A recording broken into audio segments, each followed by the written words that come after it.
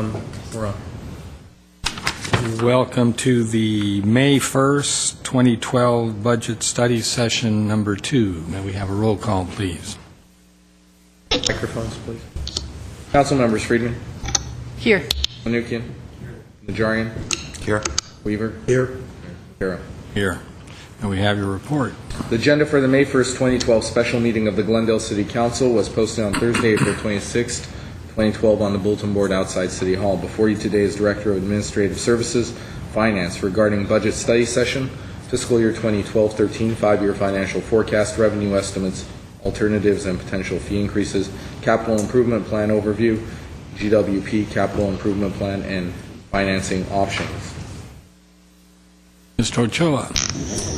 Good morning, Mayor and Council. Today is the second day of the first session of budget study sessions, and for you today we have a wide-ranging discussion that carries over from the session and conversation with Council yesterday. What we hope to present to you today is a look forward. What can we expect? What is the shape of things to come on a conservative, prudent basis? What is our 5-year financial forecast? From there, we'll talk about different ways that we can shore up what that forecast is. We talked a great deal yesterday about the expense side of the ledger. Today we want to talk about revenues and fees and charges. From there, we hope to spend the afternoon on the issue of capital improvement, CIP, both from the city side as well as the entire city side, both from Public Works Department as well as Water and Power Department. So with that, I will turn it over to Mr. Elliott, and he will kick us off. Good morning, Mr. Mayor, members of the council. Let's dive right into the 2012-13 general fund. You've seen this format in the past. Wanted to walk you through our initial push on the revenues and some of the changes that we had from last year. We're starting with the revised 11-12 estimate of $167 million.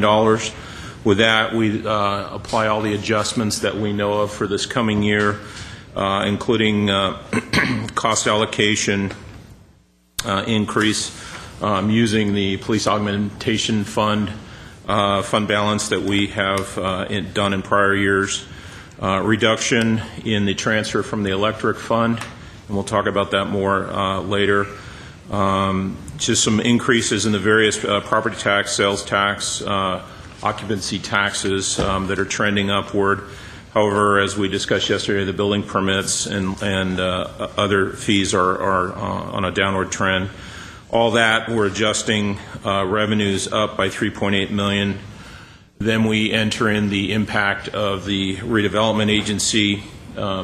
With the collapse of the redevelopment agency, the property that was tax increment based will now revert to the general fund, producing an estimated $1.4 million in additional property tax as we move forward.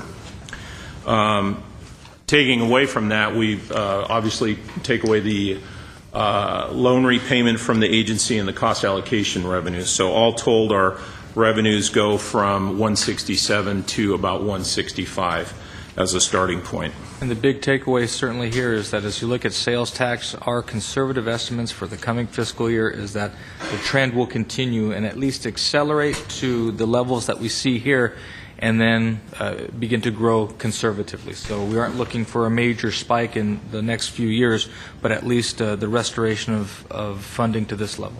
And you're still forecasting additional decreases in building permits and all of that, Yes, including the fee adjustments that we did a year ago? Those particular there was some big one-time projects this year, so we've had to back those out to get kind of back to the norm. Taking a look at the expenditure side, we started off with a forecasted budget of $182,600,000. With that, we put through the adjustments. We have some, obviously taking away a lot of the vacancies, reducing salary and benefits, and PERS reductions from the reduction in positions.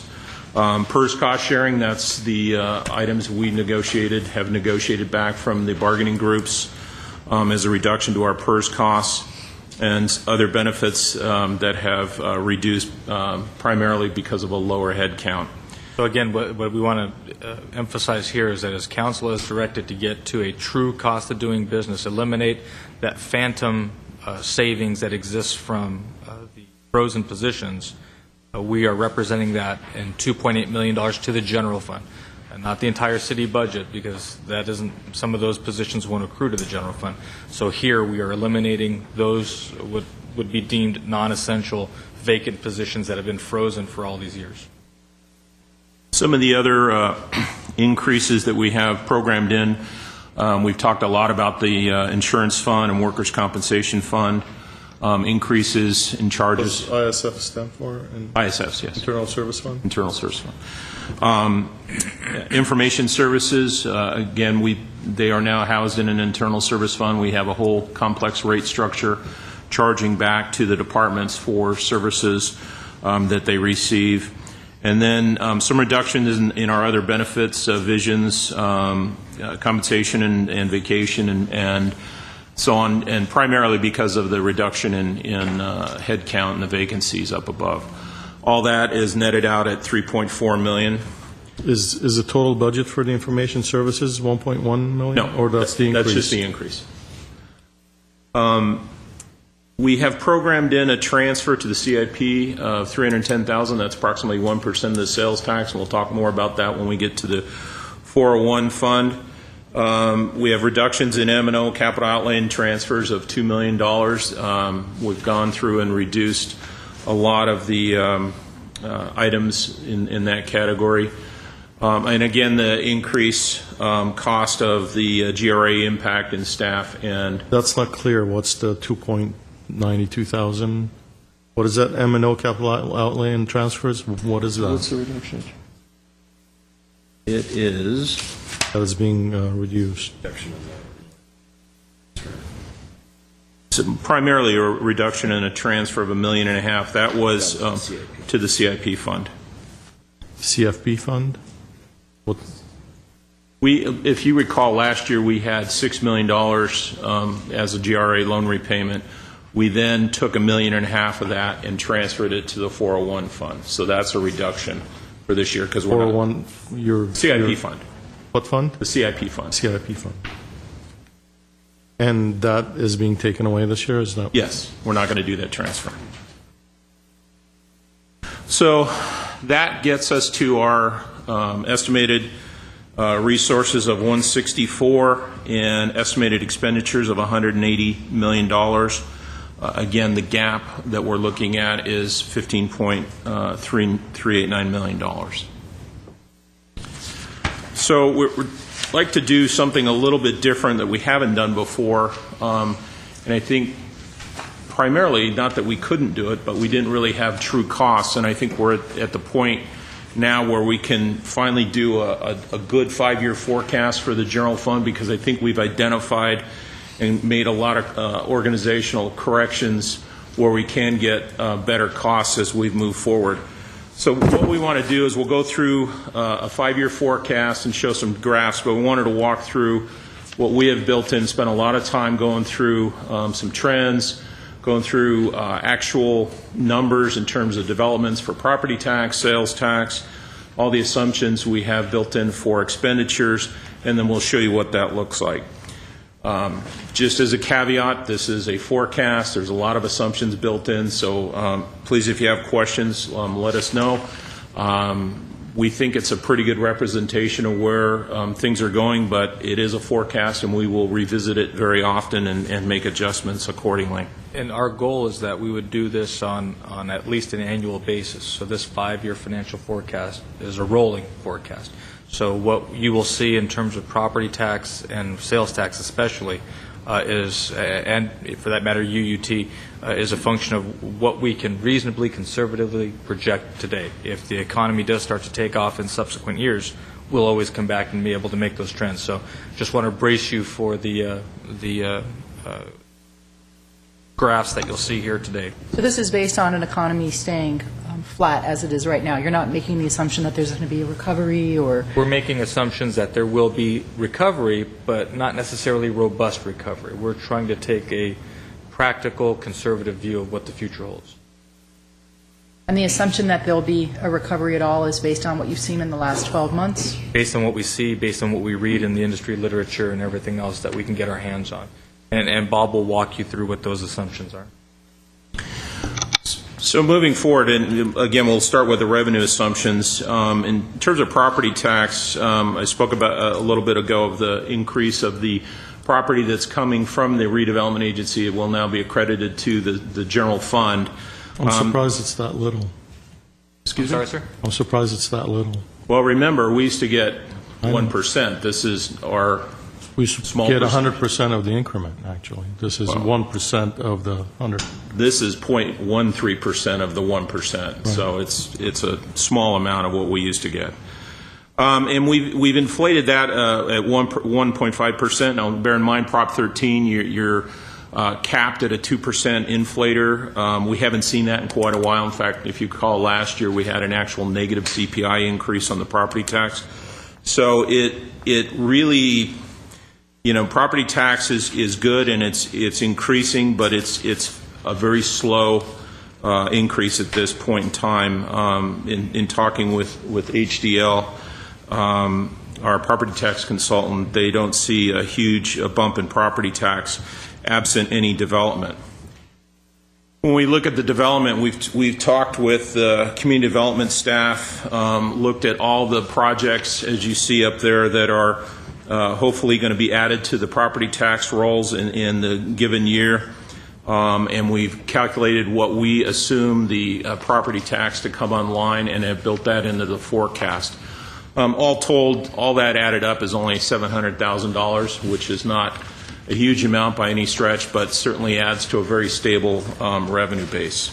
How about the permits and fees projects? Have you? Yeah, most of those have already been pulled in most cases, but if they have been, they are factored in.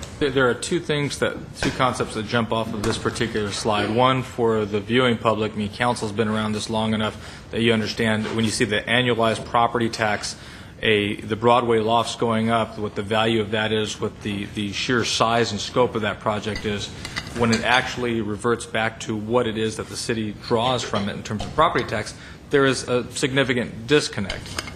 The other thing that jumps off of this page that is not reflected on this page, but you have to presume, and our experience tells us, is that folks who live in these units, who work in these buildings, who are associated with these overall projects, well, again, they shop in town, they dine in town, and so while this represents the property tax revenue coming off of it, and it's a relatively small amount juxtaposed to the assessed value, we also do get residual amounts of other types of taxes coming off of development.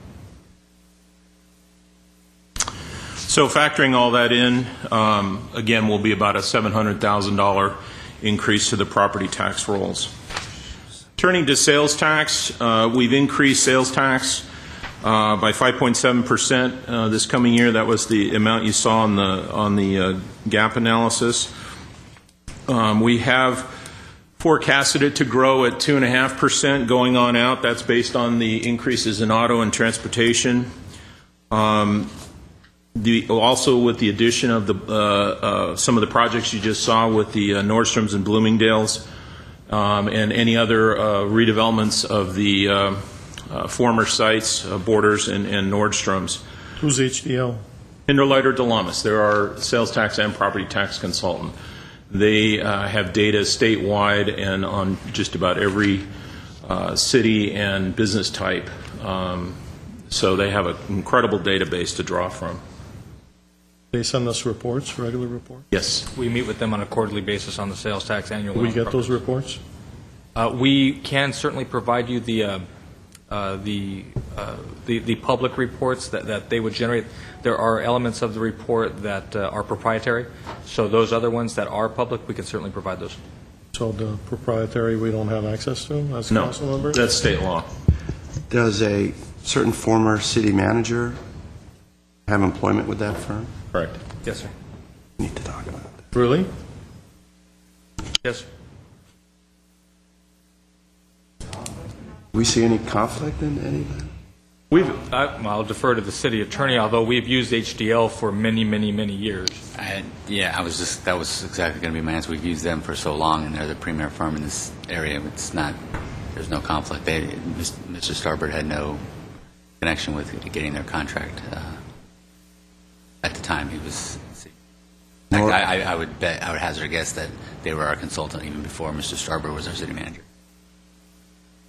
More than likely. Are they multi-year contracts that are that we go out for RFPs, or how do we handle it? We did their contract, I think, 2 years ago, and it's a multi-year contract. There's very few firms that do what HDL does. There are other firms that do. I know one other firm that does property tax, but I don't know of any other firm that does sales tax analysis. Frankly, they're it in terms of sales tax that I know of. They do just about every city in the state in terms of sales tax. You threw state law out again at me. Second time. The first time you were wrong. This time I want. It's Revenue and Taxation Code 7056. Thank you. That prohibits us to distribute sales tax information by business in address specific to the city.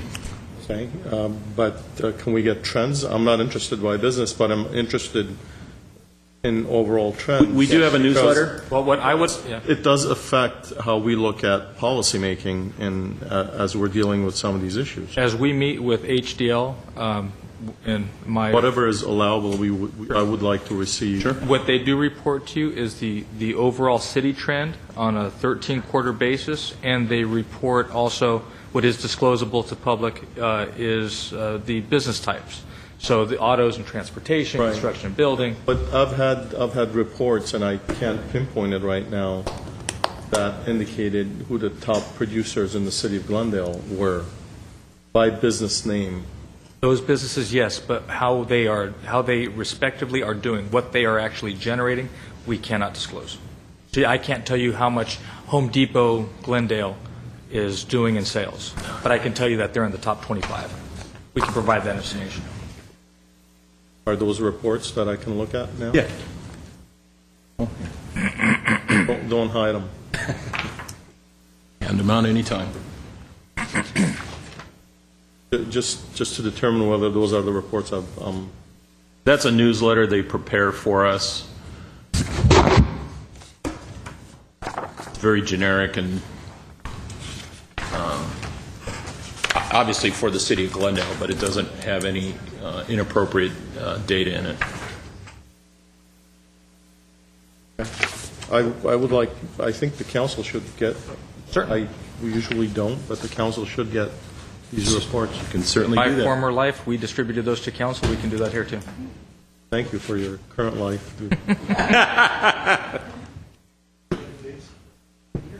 I remember getting. You get them currently?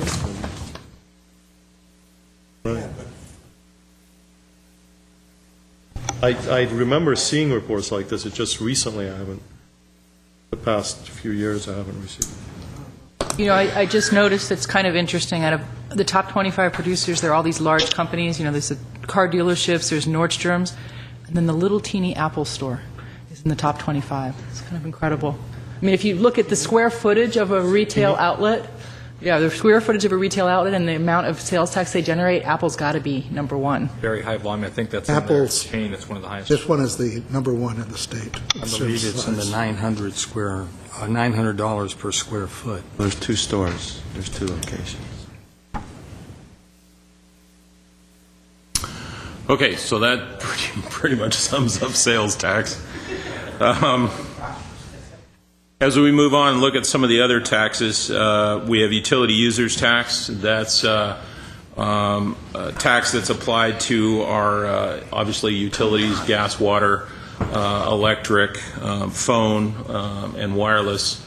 And 50% of that tax really comes from the GWP sales activity, and those, obviously, as we know from the rate studies, those sales have been down, so the utility users tax has been down quite a bit in recent years. If you recall, we did back in, I believe, 2008, 2009, we did the modernization of the utility users tax, where we reduce the telecom portion to 6.5%. So we have a split rate. We have 7% on some of the utilities and 6.5% on the telecom piece. Cost allocation. What was that state code again? I think it's 7056. Thank you. The revenue taxation code. Cost allocation, that we talked a little bit about that yesterday. That's the revenue the general fund gets back for support services. That's really tied to the budget and the activities that's redone every year, so that'll ebb and flow as we go through each allocation. As we move on to the redevelopment, again, the loss of the $6 million, we've got the impact of the loss of the cost allocation revenue to the general fund, and as we just spoke, the additional property tax coming back to the general fund from the former agency property. Some of the other assumptions we build in on the revenue side, transfers, that's a large source of revenue into the general fund. Obviously, the transfer from the electric fund is at $21.1 million. We've actually programmed that in to reduce down at $250,000 per year as we move forward. We have fixed the transfer from the parking fund at $1.9 million and kept that constant, and as well as the transfer from the refuse fund. Transient occupancy tax, that's hotel tax, is at 10%. We've increased that given some of the hotel projects that are online in future years. License and permits, basically just looked at the trend and see where we're at and tried to adjust it accordingly. And fees and charges, we've only programmed in CPI increases for existing fees. We'll talk about some more of the fees later on today, but that's what we've built into the assumptions for the revenues. Turning over to the expenditure analysis, the assumptions we built in there, we only have one COLA programmed in 2013-14. That's for the fire department. GFFA members, 4.5%, so that's programmed in. We also have a 2.5% inflator built in for growth due to step increases and reallocations. That's just a trend that can go up or down, vary a little bit, but we have assumed no other COLAs in the salary inflators. Can we freeze step increases? Through MOU negotiation, yes. Is it part of the MOU, the step increases? Yes, sir. Like automatic? I would not characterize it as automatic because it's a function of performance. I know, man. But those are functions of the MOUs for all of our non-management groups and a portion of the GM. So there's no way we can freeze them? Only through negotiations. You can confirm. Within the medical, dental, vision benefits, we based the inflators on those based off our trend and our experience. We can adjust those, obviously, every time we look at this, pending any information we have as it comes to us. That's relatively constant as a percent of salaries, so we've built that in. PERS is a tough one. We've held it flat for 12-13 because we know what that rate's going to be. We've programmed in some increases for safety and miscellaneous, and those, frankly, may be low due to the rate of return assumption that PERS has changed. We don't know what it is, so that's subject to change. That's our best guess at this point, what the average increase may be. Over time, we've based that on the 5 years of trends, so that's pretty constant as a percent.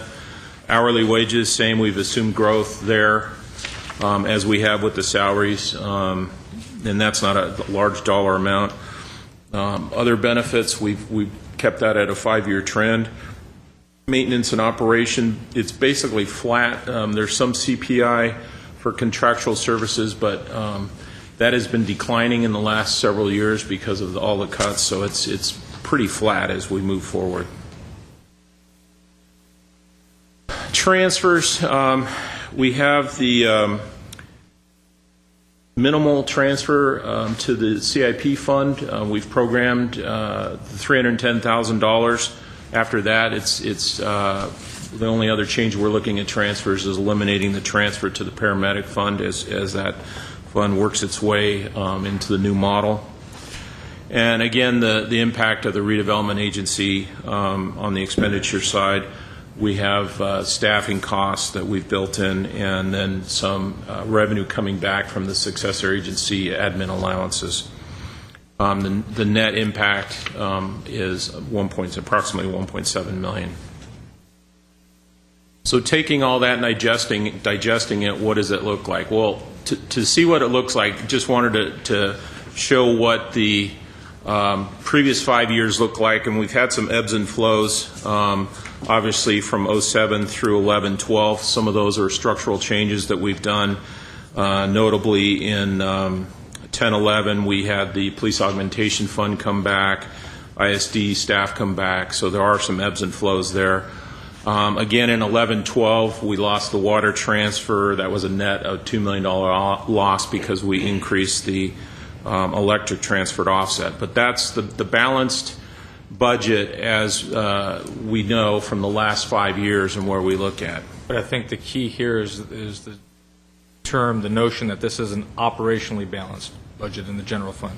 Revenues coming in, expenditures going out, knowing full well that there are issues and areas that we need to reckon with going forward.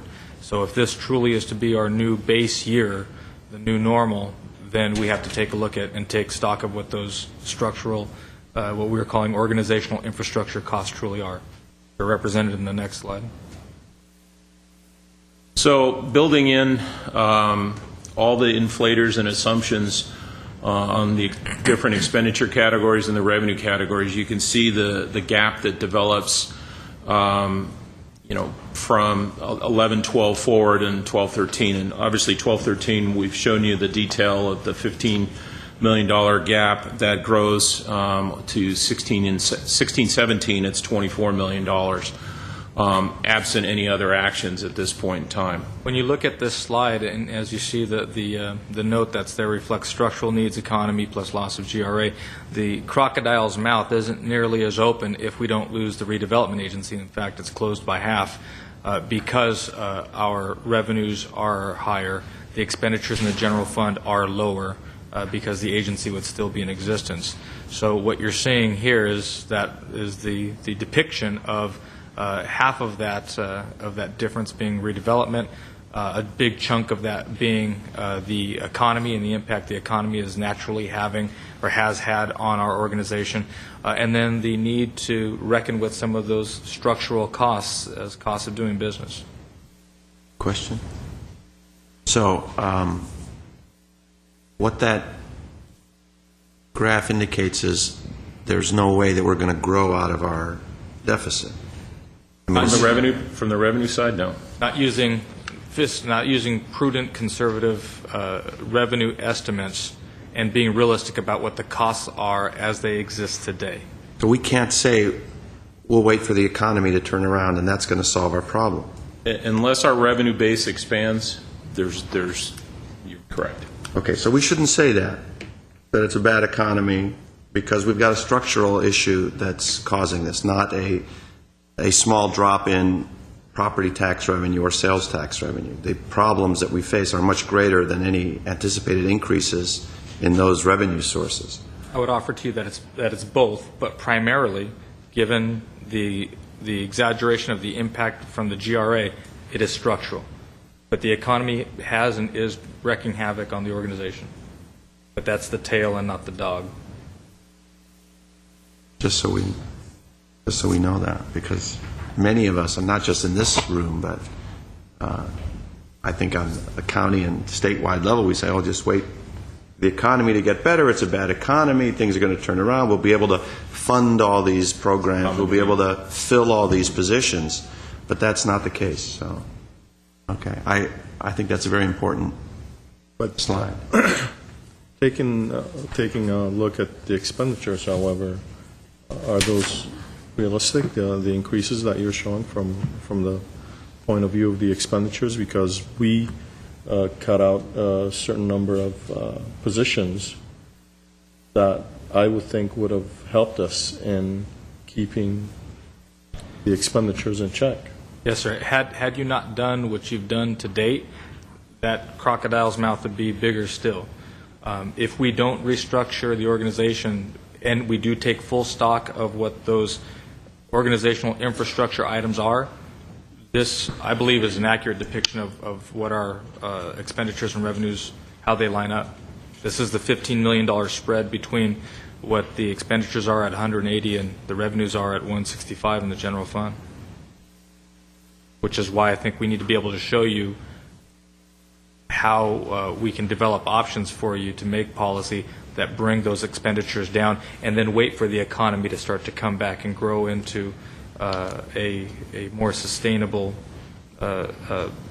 pattern for us. I mean, I don't think we can lose sight of the fact that, yes, we are in the worst economy in 80 years, and so it is abnormal, but we still need to cut costs. Yeah, but the economy is recovering. It's not where it was 2 years ago. It's better today than it was 2 or 3 years ago. So I would think that at least in terms of percentage increase in revenues would at least track with the expenses, or the expenses would track similar to the revenues, but it's not. It's steeper. Based on increase. on the literature that we have, and the problem that we have is that the unemployment rate for non-technical jobs is still relatively high. Wage growth hasn't expanded. So while there are elements of the economy certainly doing better, the average Joe on the street isn't necessarily filling it yet. So average Joe on the street isn't necessarily buying the using the disposable income because it hasn't grown back to what it once was. I think our real management challenge in this coming budget is to help you come to some agreement as to what is the new normal. Are we trying to get back to 2008? Is that where we think revenues truly are? Probably not, because that was the peak. It's probably somewhere before that. And trying to really understand, okay, if we believe that 03 was a comp year for what it is that we have going forward, what should our expenses be? What level of programming should we have? Because if we are trying to get back to 08 or 07, 08, I don't know that that's realistic in the short term. So putting the prior two graphs together, you can. I can't find the code, by the way. You what? I can't find that code you gave me. State code? Well, I'll send it to you. Send it to me. I believe it's 7056, but my memory's a little fuzzy these days. Again, so putting the previous historical and then plotting out the trends for both revenue and expenditures, you can see both on one slide. An additional cut at it, and it's hard to see up there, but we wanted to show the impact with and without the redevelopment agency, and as Scott alluded to earlier, the outer lines, the upper one and the lower one, is basically with the impact of the redevelopment agency. The inner two lines are the revenue expenditures if the agency was still in existence and we had our loan repayment, et cetera, et cetera. So just kind of showing how the redevelopment agency has exacerbated the trend moving forward in both revenues and expenditures. And just to be, again, just very, very clear, when you look at this slide, this shows you what the world would have been like without AB 26. And the council would have the option to say, well, maybe this isn't the year that we address the liability issue, the workers' comp issue, the tech funding issue, and just deal with the economy. Certainly that's a practical standpoint. And that alligator mouth starts to close even further, and that gap is infinitely manageable based on the size of our organization. The base premise here we talked about yesterday is, do we do that? Do we continue to do that? Because that's something that you all have talked about over the last couple of years, saying these issues, these costs are out there. we'll address them as the economy starts to improve. Well, if our view of the economy is such that as it does improve, it will be a slow, incremental improvement, certainly over the next 3 to 5 years. Do we address those organizational infrastructure costs now, or do we kick the can down the road? What we have talked about over the last day and a half, day and today, is if this is the new normal, if this is the new base year, and I think it was Councilman Friedman that had indicated, let's try to address the full cost until we think that we can't without so harming the level of service that it's unbearable to the community, as brought by the council. It just, this graph that you're showing is just not sustainable. It's just not possible. When do our expenditures flatten out for a couple of years? I don't understand. Let me show you the next. The amount of cutting that we've done over the past year, over the last year, and before then, take into consideration the pension, the two-tiered pension that has been instituted in the city of Glendale as well. When do you can't sustain increases in expenditures like this forever. At one point we're going to have a $1 billion budget in the city of Glendale? Is that reasonable? Because that's where that's going to go. $500 million budget for the general fund? I don't see that. When do we come back into bringing our expenditures in a flat line as opposed to an increase every year? My recommendation is here. Let me say this as well. I understand that we negotiate and we increase salaries at one point, but there's also a point where individuals retire and other individuals at the lower scale get hired, so that has to be kind of offset, and the expenditures have to come into kind of in line and flatten out at some point. We just can't, the community cannot sustain an increase in expenditures every year. It's just not possible. I agree with you. I completely agree with you. So what do we do? Well, the next slide will give you an idea about what it is our recommendation is. Because I know what I would do, but you might not like it. What we are recommending to you, as we discussed yesterday, is to eliminate. Your question was, what would you do? No, I'm serious. Well, your major cost is, salaries, basically. Salaries and benefits. Yeah. We are, as I said yesterday, we are a service organization. Our primary cost, particularly in general fund, is people. The only way that we are going to address the problem that you very articulately described, sir, is to drop positions. That's the only way, because we're just not going to grow fast enough, as Mr. Najarian had indicated. So what we had put on the table yesterday is a rather serious reduction in staffing. How many positions will we have to eliminate for $15 million? Let's let them make the presentation, and then we'll. All right. As you see, You're not moving fast enough for me. I'm sorry. Asking too many I will step on the gas then. Basically, what it is that you're seeing here is the elimination of 125 non-safety positions in the general fund. Now, if the council is allowing us to move forward with retirement incentives, and then whatever we can't pick up through incentive would be through layoff or other type of tool, this number could go up, this number could go down, the 125 I mean. But what we would be recommending to council is, in light of all the other things that are going on in the state of California, the AB 109 realignment, for example, we would not be recommending to you that we cut the police department in any significant way. When you look at what response times are and what LA's experience is right now just across the river with respect to their response times on EMS calls and fire calls, we are not recommending to you that we drop fire funding, fire personnel funding. I just don't know that if you remember the slide from yesterday where we talked about how we group our expenditures and public safety being that large chunk along with infrastructure and then community development, we look at public safety as being probably the top operational priority of any municipal government. So what that means is that all of those other non-safety positions, we would be looking at achieving a savings of as much as possible, hopefully the $15 million, by reducing the staffing. That brings those numbers much closer into alignment. going back to Mr. Najarian's point, if we are focused on this type of graph, this is a closer, better, realistic depiction of how the economy might grow back to a point where those lines cross over and we are actually making more than it is that we're spending.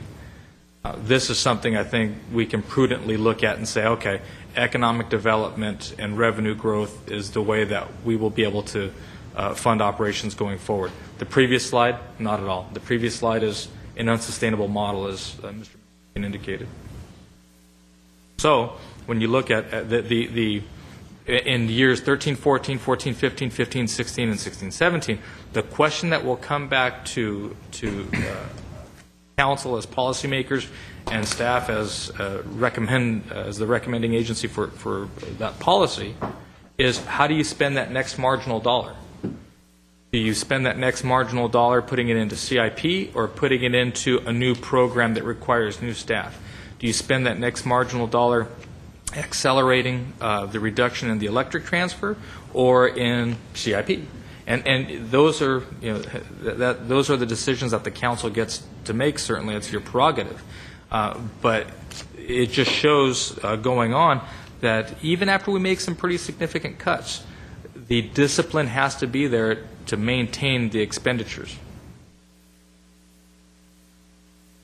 Maintain the decrease in expenditure. To maintain a track that is sustainable. That's what we talked about yesterday with the retirement incentives only being effective if we are disciplined enough not to add those bodies back. Question. Yes, sir. I think, back to that slide, the 5-year forecast, I think is very compelling. The one before that, perhaps. It's like slide 17. Yeah, that one. Why didn't we see that slide 5 years ago? I mean, is it just at 2011-12 that we had the divergence? I mean, this is, because I know any council, what did Mitt Romney say? Anyone with a pulse would have gotten bin Laden, but anyone on council with a pulse would have said, we've got to put the brakes on 5 years ago from this path we were on. We were definitely not presented this sort of information, and now you're raising the alarm now. Of course, I'm not blaming you, Mr. Ochoa, but I'm blaming everyone else, where we would have had a chance to make adjustments that were not as severe and draconian to not just to the staff itself, but to the community as a whole, and lower their expectations on the levels of service that we could provide. I mean, now, you're at 125 salaried employees and positions, and even that doesn't close the gap. So why weren't we given this information 5 years ago? And this goes to what I'm talking about an independent budget analyst, someone besides staff that could have possibly waved that red flag before any one of us and said, look, you guys got to start trimming back right now. It's not as rosy a picture. We're not in, we're developing a deficit, a structural deficit 5 years ago, or 8 years ago, or even 3 years ago. So this is a problem that I have. I mean, I understand we've got to look forward, and these are the cards we've dealt, but we should have seen these cards earlier on in the game. I mean, even in poker, you can peek at your cards and see how much you want to ante in. So I would submit to you, Did you want sir, to contact the previous city manager? well, in fairness to the previous city manager, the big chunk that you see, the reason why you couldn't have predicted this 3 to 5 years ago is because no one knew that redevelopment was going to be gone 3 to 5 but years even with the redevelopment, we still have that crocodile's mouth opening up. Right, but with the redevelopment agency, it's reduced by half this structural gap.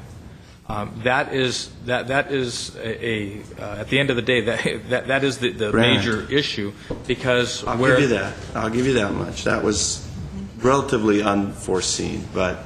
And as this discussion about whether or not some of the internal service charges could have been addressed previously, I think, again, in fairness, not just to staff, but also to council, I feel your frustration, I hear your frustration, but to the extent that we are trying to do business in a different way at this point, we could eliminate $2 million of that gap right now by simply saying we are going to operate liability and workers' comp as we have in the past and just have a pay-as-you-go system.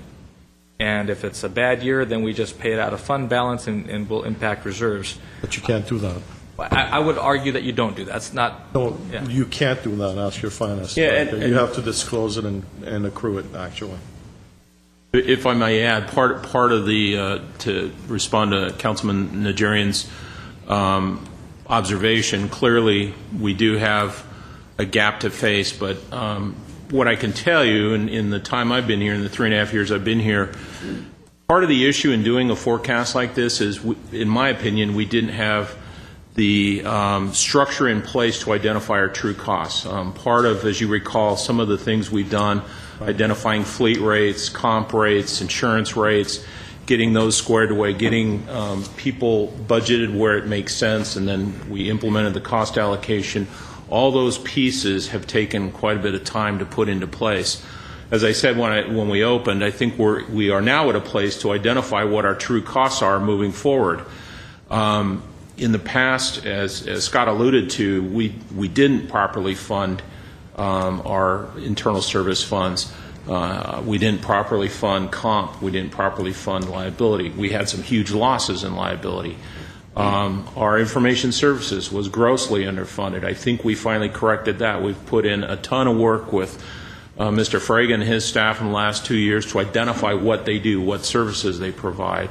So that is now built in, and I think we have vetted that through many hours and a lot of analysis through what their plan is, their business plan, the services they provide. That's built in here now. So, and I can't underscore enough the idea that when you look historically at Glendale as a community with tremendous resources, historically the cost of doing business wasn't an essential. And now it is, and to council's credit, over the last several years, you've done that. So a great example is fleet. When the departments aren't responsible for their fleet maintenance and for the number of vehicles in their departments, you have a habit of growing the number of vehicles that you have in your fleet. Why? Because you never know. I may need that bucket truck, even if I use it once a year. It may be more cost-effective to contract it out and go rent it from a local vendor, but the pride of ownership, I'd rather just have it in place. Well, now if you're going to charge that department for maintaining that fleet, suddenly, and as what we're seeing right now, is a lot of departments are trying to divest of old vehicles that they've carried because now they're responsible for it. They're on the hook for that. That's part of that cost of doing business. This has been an evolution over the last several years. We're basically, at the end of the day, trying to put into context for this coming fiscal year the culmination of all of your efforts to this point to identify the true cost and account for the true cost at the same time that redevelopment is being eliminated. That's basically all that's happening at this point. And I say all that's happening, I understand that's a big nut to crack. But we can kick the can, or we can try to bite off as much as we can. So I recall when Mrs. Starbird told me a couple of years ago that planning the budget then was going to be around $18 million cut. And at this year that we're in currently, it would be another probably $10 million structural deficit. You were able to piece it together so he could see it. He made significant progress with the 18 million, and now the 10, and now we're looking forward. But he identified this with staff 2.5 years ago when he saw the structural deficit occurring. Started to make big strides. It's a good thing we cut the 18 million last year, or we'd have a real hornet's nest this year. Mr. Manukian, then we'll move on. In terms of operational efficiency, are you going to be looking at initiating some incentives for departments for cost control? That's a great question. Is that going to be part of the policy? If council were to allow that, certainly. There are different mechanisms that have been even experimented here in Glendale, although not recently.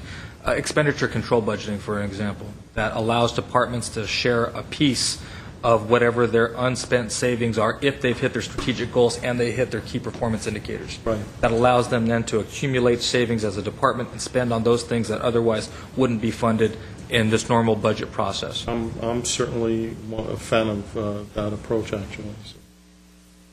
So. it does make sense to give incentives for departments that are cost conscious. Yes, sir.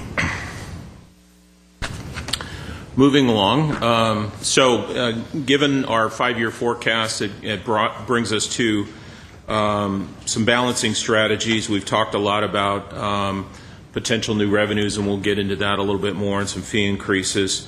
Cost cutting, obviously the incentives and the layoffs are there, program reductions. We continue to look at outsourcing. We've done some of that in recent years, partnerships with our neighboring cities and so on. And really, I think our recommendation is the solution is going to be a combination of all these items. Any one depends on how successful we are and how far we can get, especially with the retirement incentives and such. So taking a look at revenue options, we discussed this many years ago, but we thought we'd bring it back for a new discussion. Some of the general fund revenues, go over Prop 218 again and some of the limitations that has, and some potential new revenues and a summary.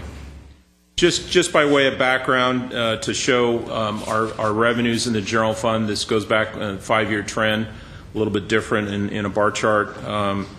You can see in 2011 that was spiked because of the redevelopment repayment. Absent that, it would be fairly flat. As a percent of our total revenues, the three big ones, property tax, sales tax, and utility users tax, about 58% of our total revenue sources.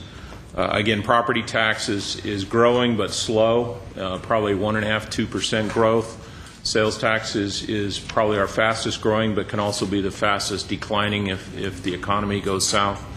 Utility users tax is tied often, or a majority of that is tied to the water and power sales, so that has been relatively flat over the years. Property taxes, again, it's based off the real assessed valuation within the city. Everybody knows the 1% assessed. The city's share in the general fund of each dollar is 0.13. So we get 13 cents for every dollar of property tax generated. So what that looks like on a 5-year trend. Again, fairly flat, absent the growth in 08. That was after the big bump. And the revised budget is down mainly because of the loan repayment from PR. The revised budget for 2012 is down.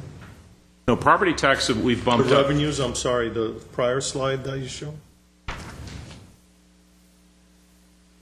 That's total revenues. Yeah, in 10-11 we had the repayment of the agency, so that's kind of the bump there.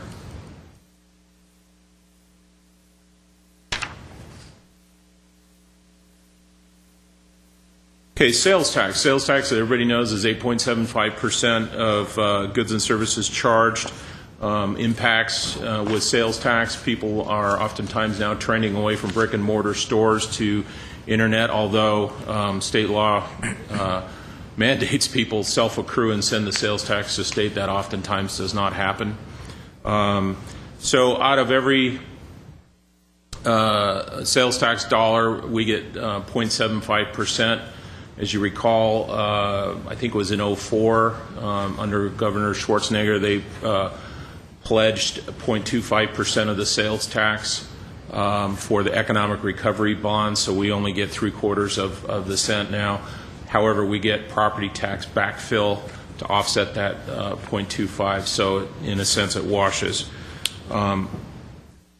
What does our sales tax look like? As you recall, in those first 3 years, 07, 08, 09, we were only receiving in the general fund 86% of the sales tax, 14% was going in to the CIP fund.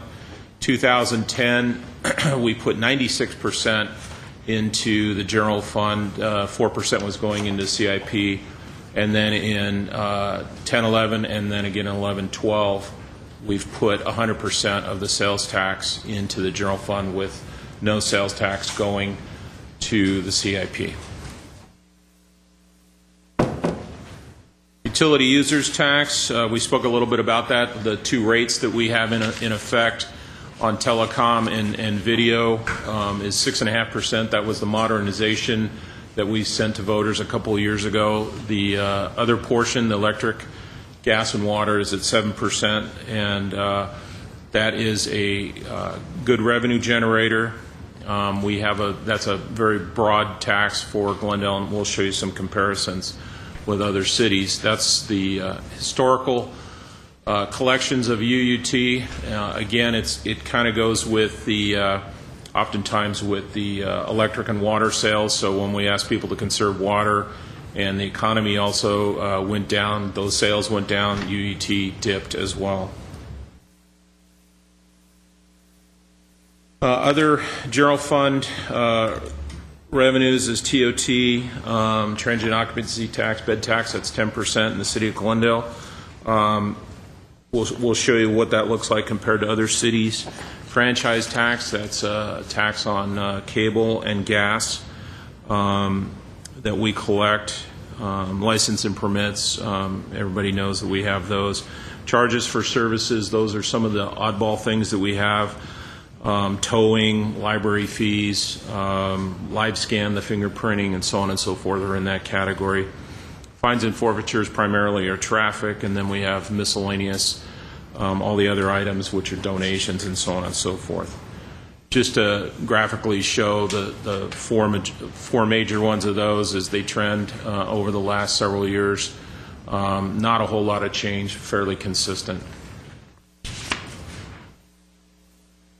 Just to go over Prop 218 again, it was passed in 1996, requiring any type of tax to be taken to the voters. In the old days, if there was a recommendation to implement or raise a tax, it was brought to City Council, Council voted on it, and the tax was implemented. Now you have to spend considerable amount of money, take that tax to the voters to be voted on. If you want a general tax, requires majority approval. If you want a special tax for a specific item, it's a 2/3 majority.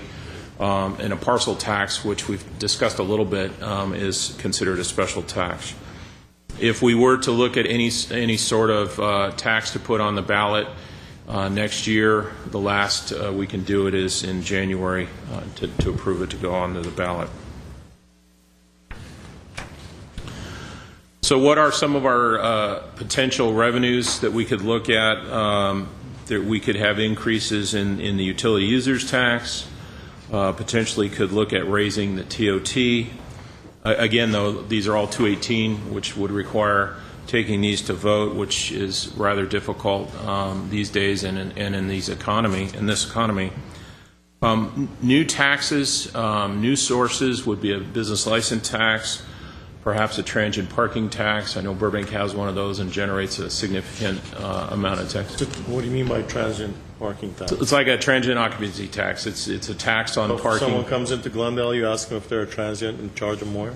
You just charge them a tax for parking. It's a parking tax added on to the cost of paid parking. It does have to be approved by the voters. Correct. Yes, sir. Correct. It does? And the same raising the DOT and hotel rooms. Same Correct. way. All that has to go to They all vote. have to be approved by the voters? Yep. This majority, I assume. Or is it a special tax that requires 2/3? Yes, special tax requires. Is it a special? These are not special. These are general taxes. Another potential way to raise one-time money is sale of city assets. We're throwing. City Hall? You so require. Want to make a deal? I'm sorry, can you explain the TPT a little more? I still don't understand how that works. Sure. Much like if like a TOT, a bed tax, people come and rent a hotel room, they pay a tax for the services provided as a transient to the city. Transient parking tax or a parking tax is literally just tacking on a tax to the value of the parking. How would it be administered, Bob? Administered, it's if it's done in a parking lot with an attendant, they just collect the tax on top of the parking fee. It's then remitted to the city like all the other taxes and deposited accordingly. So LA has it, right? Excuse me? LA has LA it. has If you have it, a $10 parking fee, we'll go there's through. 10% tax, you end up paying $11. And Right. the parking facility, whether it's city-owned or private, has to remit the 10% of the Correct. the proceeds. Subject to audit, just like all the hotel owners, collect our bed tax and remit it to the city. How about naming rights? We could, instead of settling this billing, we could give it naming rights. Naming rights, advertising, other things that do come into focus as well. Can we advertise on GTV6 during the council meetings? I'm sorry, we have to take a break for our Pause for the cause. It's sponsored. Now, a word from our sponsors. Probably not, I think. Probably not. I'm sure there'll be plenty of sponsors. I We shudder to can think. put, you know, we can put, like they do at soccer games. Big banner. Brought to you by Disney. Right. Kind of a crowded chart, but we wanted to at least show you what the utility users tax is in a lot of our survey cities, neighboring cities. Glendale's highlighted in yellow. We have, as I stated earlier, a rather broad utility users tax. We have it in every category. Most other cities do. Burbank does not have it on cable or water. Some other cities, LA doesn't have it on cable or water as well. Most cities do, but there are varying rates. Before we did our modernization, ours was 7% across the board. The average on all those various categories is just a little bit over 7, so we're not out of the average by any sense. There's potential to raise that, but again, it's a tax that we have to take to the voters. Business license fees, business license tax. We do have a business license fee on some very selected industries in town. Very odd, usually for regulatory purposes, carnivals, gas stations, and there's usually ancillary reasons to have those license fees. Most cities have all businesses registered with a license fee, mainly just to track what's going on within the city, oftentimes tied to the business tax. Business tax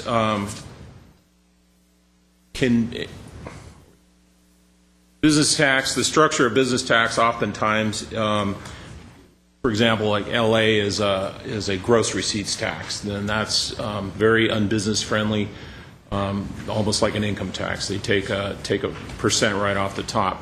Most cities have a structure where you pay a flat fee per type of industry, and then a per employee fee. It's done every year through a registration process, and then each individual business sends in their employee count and the fee calculated based off that. So we don't have one, obviously, but what does that generate? In Burbank, there's an $87 flat fee, and then a range depending on the industry per employee. What does that generate? It's about $2 million per year in Burbank on the number of businesses and employees that they have. Pasadena has a higher flat fee and varies by business type, along with the per employee fee is significantly higher than what Burbank has, and they generate a significantly higher amount, $5.7 million. What does Glendale have? We don't really know how many businesses we have in town because we don't have a full-fledged registration fee. We're based off the data we have somewhere between 6,000 and 8,000 businesses with approximately 80,000 employees. What could that generate? $2 to $4 million. Use and occupancy permits. Can't we find out from our use and occupancy permits how many businesses we have? Would give us one end of the spectrum, I believe. I don't think it would tell us with any precision, depending on how old the permit might be. I can tell you this, that when we had the San Fernando task force and we were doing the San Fernando Creative Corridor project, what I found out, which I didn't know before, was that we had no idea what businesses we had on the San Fernando Corridor, because we have no way, without any of this, of knowing. We don't know when they move in and out. We don't know what businesses were there. So what the city did was they actually sent an intern door to door to look at the names of the businesses and try to figure out what kind of businesses they were. So here we are trying to do a program to help those businesses and incentivize the businesses, and we realize we don't even have any idea what businesses are already there. It causes problems when a business moves in and something else moves out and another business moves in that maybe by zoning shouldn't be in that space, but planning doesn't always have a way of knowing that. So then we find out later when the neighbors start complaining. So whether or not we do a business tax, I think we need to figure out a way of knowing what businesses we have here. We can't possibly service our businesses and assist our businesses when we don't even know that they exist. And that's what we found out in the Creative Corridor. Yeah, I agree. Without going in the direction of a business tax, there has to be a better system to at least understand what's out there and what they're doing. And as a result of that, you can tell where they're doing it. But when you look at Glendale from Foothill Boulevard all the way down to the L.A. border, it's just beyond comprehension that we just don't know. I'm sometimes surprised when someone run into a business person that's doing some type of business and at such and such a location. Oh, yeah, I've been there 5 years. Well, I don't know. We have to start working with planning and community development department to try to figure out what's out there. Well, we do have a lot of databases. We have the sales tax database, property tax. You can mesh them by use codes. You can look at if there's taxable sales, but that doesn't always tell you that there's actually a business working there. But clearly, if we were to move in the direction of a business license fee, As opposed to a tax. I would certainly address that situation. And a business license fee obviously does not have to be approved by the... Correct. And doesn't generate revenue. But I think it's interesting that Pasadena has probably the lowest vacancy rate for businesses in the region, and they have one of the highest business taxes. Although I know that L.A. has an untenable business tax structure, and That's they the gross lose businesses that because of the gross receipts tax. We've actually picked up some of our key businesses because of that very dynamic. Right, but I don't see people fleeing Pasadena. I don't see businesses fleeing Pasadena because of their tax, so it's interesting. Well, the structure that both Burbank and Pasadena have is very common. It's just the flat fee and then the per employee. So very favorable still, I think, to businesses. Transient parking tax, we talked a little bit about that. What Burbank has is 12% on short term. They do exceptions for medical buildings, long-term parking. If somebody parks in a structure and leases a space on a monthly basis, kind of like if people stay in a hotel for 30 days or longer, they're exempted from paying bed tax. Similar types of exemptions can be structured in the parking tax. LA's at 10%, Burbank's at 12%. It can be structured however the local agency wants to structure it and tax accordingly. Giving a guesstimate of what that would generate based off the number of parking spaces, both publicly owned and privately owned. Our guess would be in total from the public owned, couple $100,000 a year, and then from the privately owned, 1.3 to 1.6 million per year. We didn't have a great inventory of spaces, but from what we could gather, that's approximately the number of spaces and revenue that would be generated. TOT, again, the bed tax, 10% generates about $3 million a year in the general fund.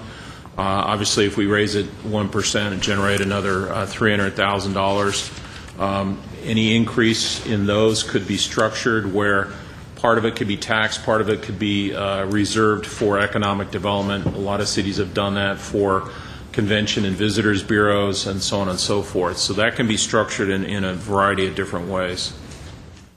What do we look like compared to our survey cities and neighboring cities? You can see Glendale, we're still at 10%. Beverly Hills, which is obviously a little bit different market, at 14%. Burbank is at 10. LA's at 14. And Pasadena is at 12.1. And then you can see the other cities. Anaheim, to note, 15%. They generate enormous amounts on hotel because of Disneyland and all the hotels around the Disneyland and California Adventure. Moving on to something different, assessment districts. We've talked a little bit about assessment districts. There's a variety of assessment districts. They can be done with a simple majority or two-thirds vote, depending on the type of districts formed. Community facilities districts are fairly common. You can do any one of a number of things. Those can be voted in and established. The fees then are directed towards the services in which they're voted for. Landscape and lighting districts, a little bit more focused in terms of typically taking care of green space. Those require the approval of the property voters, the property owners. Other types of assessment districts, you can do parcel taxes, special taxes to fund a variety of different services, libraries, for example. You can do 1982 assessments for storm and flood controls. There's a variety of those that can do, but bear in mind all these have to be taken to a vote. And there's also flexibility in terms of, are they ongoing, just evergreen, or do they expire at a period of time to have to be renewed by council, or council's put out there for renewal by the voters. And so what you see here is really just the summary of everything we've covered this morning. The point of this presentation is not to get council even direction at this point, really more edification. All the different tools that are available to us based on what you saw in that 5-year financial projection, those graphs do not reflect any kind of revenue increase of the kind that we've just presented. So we would just present this to you, give you the same frame of reference that we would have, and certainly over the coming study sessions, get direction back from council as you absorb all this material and form your opinions as to what you think is appropriate, if anything, from this previous presentation. Just a comment. Before I was on council back in 95, 96, I went and purchased a copy of the Cosmont report by Larry Cosmont, who used to work for the city of Burbank. And he asked me why I was paying $50 for this. I said, I want to see what the taxation rates are in all the cities of Southern California. And it showed Glendale had one of the lowest tax rate structures of any city in Southern California, and one of only 4 or 5 cities that didn't have a business license tax. Also, we live in a great city in terms of what taxation we put on residents and businesses up to this time. Now you're showing ones that we never have done. If the reality is that we need revenue, projections in the future, we're going to have to do something if we're going to cut expenses to some degree. And the people, as I said yesterday, will complain when the services aren't being delivered. We have to look at these eventually, to some degree. So at this point, we'd like to briefly, very briefly, and then we can break for lunch or press on if council so desires. I'd like to go through user fees. I'm sorry. Oh, no. Oh, I thought you had a question.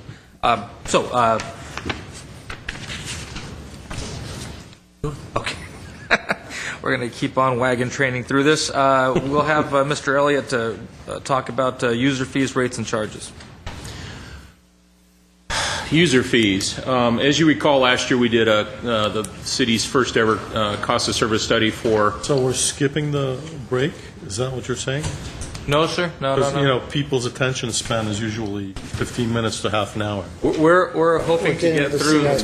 Speak for yourself. Okay, mine is approximately 20 minutes when it comes. We're trying to get to the CIP, which is 2 We have. pages. Let's keep going. We have 6 slides for you, and I promise if you guys want to break, we can break. This won't take long. As you recall, we spent last So I won't ask any questions. budget Last year, we spent a lot of time, we did the first ever fee study, came in and analyzed what the cost of doing the service was and what a corresponding fee would be. That is a Prop 218 requirement that we can't charge fees more than our costs. Typically, however, cities don't identify only but the direct costs and not the completely fully loaded costs, which we have done. So this year, there's only a few changes, a couple of new fees, CPI adjustments. A lot of our fees have CPI adjustments, but we wanted to bring those forward and talk about them. There's 7 new fees and a couple of recommendations, so let me go into those. These have been brought forward by the various departments in terms of what fees they want to propose. Libraries putting forth a couple of different fees for use at the libraries for events, $150 and $200. I think the big ticket item there is the environmental impact review fee proposed by CDD. Some other minor fees for mailings, development agreements put forth by CDD for $2,700. And then the citywide collection agency, if you recall, we finally contracted with a new collection agency this year.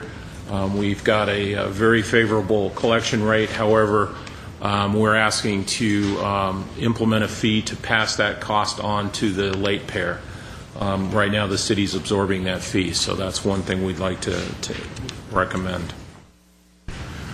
New fees, technology surcharge is being requested to go from 6.8 to 10%. The next several are parking rate increases. Those primarily are around Glendale Community College. You recall we have a joint partnership with the college for the parking in and around the college. They have asked, and Steve Zern and I sit on the parking board with members of the community college district. This is a recommendation to stay with their model for parking, to try and drive people to different places in terms of best utilization for parking. So some of the rates that they would like council to increase. Are you saying that one of the reasons they would like the rates increased is they'd like their students to stop parking at the metered spaces and instead to park in the lots? Is that what you mean? That's one of the reasons they want to get better use of some of the lots. So they think the price variability is too low on the city-owned ones. So they want to raise those up to then push people to different lots. So it's part of their whole plan in terms of modifying their whole parking structure. Okay. CPI adjustments, it's basically 2.1%. We want to implement that on all the fees that have CPI adjustments so we don't fall behind and then have large adjustments in future years. That was one of the issues we had doing the cost of service study. How much revenue would this generate? Not a tremendous amount. The tech surcharge is probably the largest item. And then what the other ones would generate, totaling $619,000 by the various categories. The split would be about $196,000 for the general fund, and other funds would be $423,000 for a total of $619,000. If you have questions on any of those, the individual departments can address those if you like at this point in time. Just by our silence doesn't mean that I'm in favor of these rate hikes, just so it's clear. Yes, sir. I'm not in favor of them. This is all being brought to you strictly as information. The Right. decision would not be anything forthcoming. I understand the CPI increases because they're part of the ordinances that were passed by the council, but what is a tech charge? What was it? What'd you call it? Tech surcharge? Yeah, what is that? It's a levy on top of that CDD charges that goes into... What's a TBD charge? Go ahead, Hassan.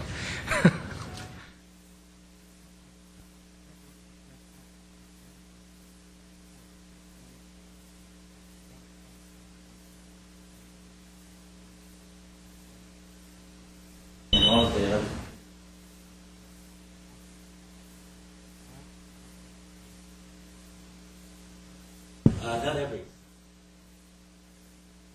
Fees that are eligible.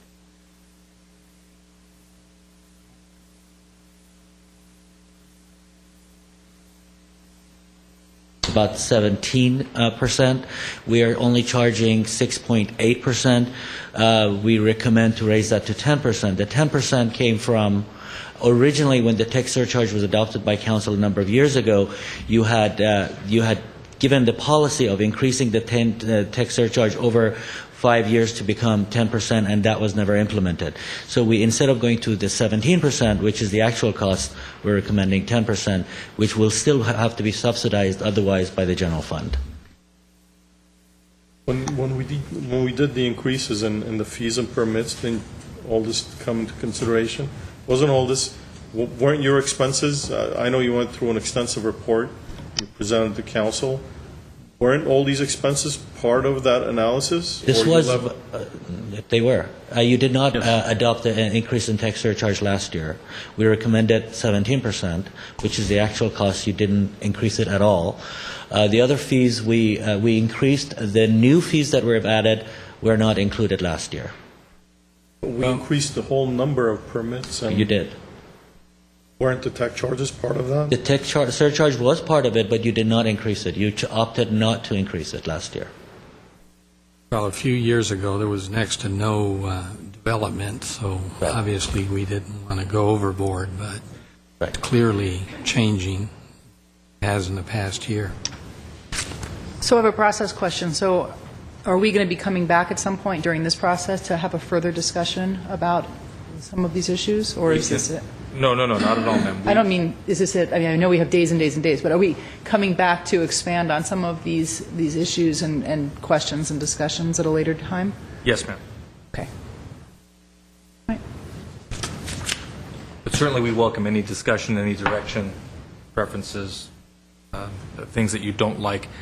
As sooner the better, because as we come back with a budget document, we want it to be as close to the council's vision as possible when we come back in the middle of May. Well, I'll just say then, in terms of fees, in general, when it comes to things like fees for development, I think that those who are getting the benefit of something very specific, like the ability to develop a parcel of land that they own, should pay for the cost that the city incurs to allow their entitlements. Because otherwise, those entitlements for these developers are being paid for by the rest of the taxpayers. So for me with fees, I think that's important, and I said this the last time when we looked at fees, that individual users of those services do pay so that the city recoups that cost. I think that's only fair. When we went through this last time, we talked about services that are spread out over the whole community, things like libraries, and I'm much more resistant of increasing those sorts of fees than I am for services that only benefit one individual, like something having to do with a private development. So those are the types of fees that I would like to make sure that we do recoup the costs. So that's kind of my general overview of that. And the rest, I would need more information, a lot more information, to be able to make any kind of a decision. And for me, I've been consistent for 15 years. Fees ought to be adjusted annually for CPI. When I first got here, there were too many fees that weren't looked at for 5 to 10 years. And you try to jack it up to the current rates, and people are screaming. So adjusting for CPI makes a lot of sense to me. I agree with both of those. I actually disagree with the comment that we should be charging one individual for the services that we provide. We also have to take into consideration the issue that these taxpayers will, when they do development, they are already paying fees, and me personally, I don't know exactly how much they're paying at this point. And I would like to see an example of a single-family home, a modest single-family home, from how much fees are we charging these individuals that are developing. I mean, I would like to take a gauge to see where it is. Second, this community and even an individual who's building a development eventually will end up paying property taxes and additional taxes and permits to the city, which provide for all the services that we are supposed to be providing them. So to a certain extent, it seems like a double taxation to me, where communities paying property taxes. In addition to that, we're also charging for our services for the individuals who are building for the community. I understand that there should be a certain amount of charge, but it's the how much that I am bringing forward for discussion. I think we should know how much are we charging, and whether the approach of we have to charge them for the full amount of our services is the correct amount, because the community and that developer will eventually end up paying considerably more than what just the fees are, and whether the fees that we're charging currently is sufficient and enough. I actually don't disagree with that, Mr. Manukian. I agree that we need to also see a lot more detail when this comes back, because we do need to know. And I agree that not every case we'd want to recoup the full amount of what the service costs, but I think we need to also be sure that we are reasonable in recouping some of it, because, sometimes it is a cost that really does benefit just one developer, one person. So, but I agree that you don't always want to have these individuals pay the full cost of service, because they are paying for that in other ways, just with their general taxes. But I'm thinking less in terms of single-family homes and more in terms of commercial development in the downtown core or any of the commercial corridors. That's where the money is, quite frankly. Go ahead, Mr. Kelly. Would you like to press on, sir? I'd like to take a break. That brings us to CIP. No, I don't think so. I think we're going to break. Take a break.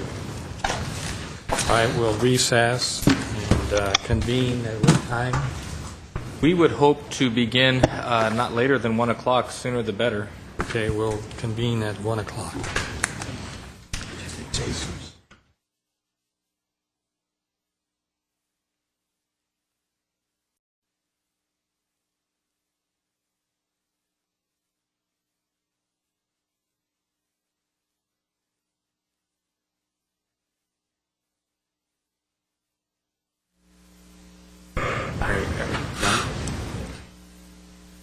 We will reconvene the May 1st, 2012 budget study session number 2, 1:05 p.m. Mr. Ochoa. Yes, sir. Thank you. As we continue with this second session of this first round of budget deliberations, we will commence with the CIP. Now, as I've reported to you previously, with the good and prudent work of the council in previous years, we have pared back significantly on M&O as well as capital. And so this afternoon's presentation will be proportionately brief, but I will have our finance director, Mr. Bob Elliott, walk you through the numbers. Bob? Thank you, Scott.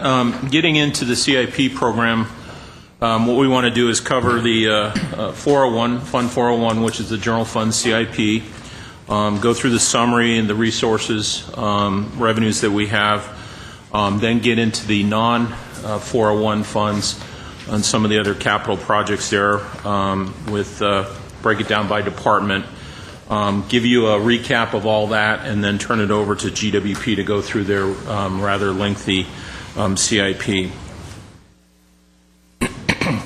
As you recall, sales tax, we used to put 50%, talked about that a bit today. It was reduced to 14% in 04 through 09, down to 4%, and then ultimately there was no sales tax going into the CIP fund. Some other changes that we've made, we used to have the Shoal Canyon assessment fee going into the CIP, and then being transferred back out to the general fund. We've just made the switch to putting that directly into the general fund. We also established the landfill post-closure fund, which took a large amount of cash out of Fund 401, cash that's been set aside to do closure of the landfill when the time comes. That's a liability and a sinking fund mandated by the state, so there's funds when the landfill needs to be closed and capped.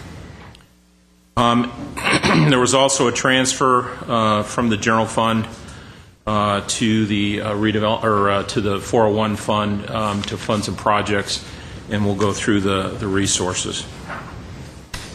So proposed funding for 12-13. We've talked a little bit about all the sales tax. We're transferring back 1% of the sales tax, approximately $310,000, back into the CIP fund. We have the Shoal Canyon royalty fee that goes into the fund. That's about $3.45 million. Typically, we would take a big chunk of that and transfer it to the post-closure fund to build up the liability as the tonnage increases in the landfill. We have suspended that transfer to keep the funds in 401 to use on projects. However, we'll have to make that up at some point in time. We have traditionally budgeted the MSB earthquake retrofitting. It was a rather expensive project. There was lease financing put in place. We've rearranged the last couple payments to be made by the sewer fund and the refuse fund because of the proportionality of their tenants in the MSB building. We've turned off the transfer of $300,000 out of the 401 fund back to the general fund for Pacific Park maintenance. That's just an oddity that we decided to just budget in the general fund this year. Just to be clear, we're still funding that operation, but just from a different source, putting it into the general fund. The other item it's kind of an oddball is the remains of the original settlement of the PEG money. That's the GTV6 funds that we get from the public education fee that is charged. That can only be spent on capital for the GTV6, so we want to make sure we continue to account for that until it's spent. Aren't we in litigation for that? We still are, yes. And what happens in case of a detrimental I think that would be prospectively, whatever changes would happen on the litigation, I would defer to Mr. Garcia, but I think this is fairly old money and we can still use it on the PEG capital. Okay, this slide basically runs you through what I just spoke about, shows the Shoal Canyon tipping fee. We've broken the fund down into what is non-grant funded and what is grant funded to keep a better track of all the grant projects that are in this fund and all the non-grant projects. As you can see, there's not a whole lot of revenue coming into the fund anymore other than that tipping fee and then the $310,000 in sales tax that we have plugged back in this year, the 1%. That is all that goes into the capital improvement fund? Correct. Coming out, there's a proposed budget of $5.4 million, and then we're transferring a small bit to the landfill closure instead of the $1.5 million, only $250,000. So net expenditures of $5.6 million that dips into the fund balance. So again, you see the revenue recap ending up with a spending $1.9 million of fund balance, pulling out the amount we have to set aside for the PEG money, and then what that uses of the total fund balance of 2.8. That would leave us with about $400,000 left after this year of fund balance in the 401 fund. Not a lot by any imagination. So what are the projects? Again, broken them out to the grant, non-grant. There's a lot of existing projects. We wanted to show them by fund and category. The non-grant items are up on the top, and the remaining budget of $8.2 million as of March of this year. The proposed $5.4 million to be spent in 12-13. And then below that are all the other non-401 funds that we have capital projects in, community development, the development impact fees, the AB 1600 development impact fees that are programmed. And then within Public Works, the various special revenue and enterprise funds and all the programming for those as well. And we'll go through the detail of what those are. And so as you see the winding down of some of the general fund CIP, it's important to note that we're still doing all the good work of the Public Works CIP that gets carried over through the coming fiscal year. So in the general fund CIP 401, these are the projects that we still have active. You can see the remaining balance in the center column. The new money that we've programmed in for this year, the $170,000 for ADA modifications. Going to the next slide, again, a lot of open projects that had previous budget attached to them, and the amounts remaining to be spent. Over on the far right, there's allocations made for park safety and security. Those are minor upgrades spread throughout the various parks. And pop-up money or the unanticipated repairs, stuff that breaks, they need to have a funding source for emergency items in that respect. And as we close out those projects, if there are residual funds, they accrue back to fund balance. Within the library, the big item for this year and has been for a couple of years is the Brand Library renovation, which is underway. 4.6 of that 5.4 is programmed for Brand Library, and then there's another 120,000 for some small items at the various branch libraries. An item to note down below: the Museum of Modern Art, or Neon Art, was appropriated through the transfer last year from the agency to the CIP. That's an active project.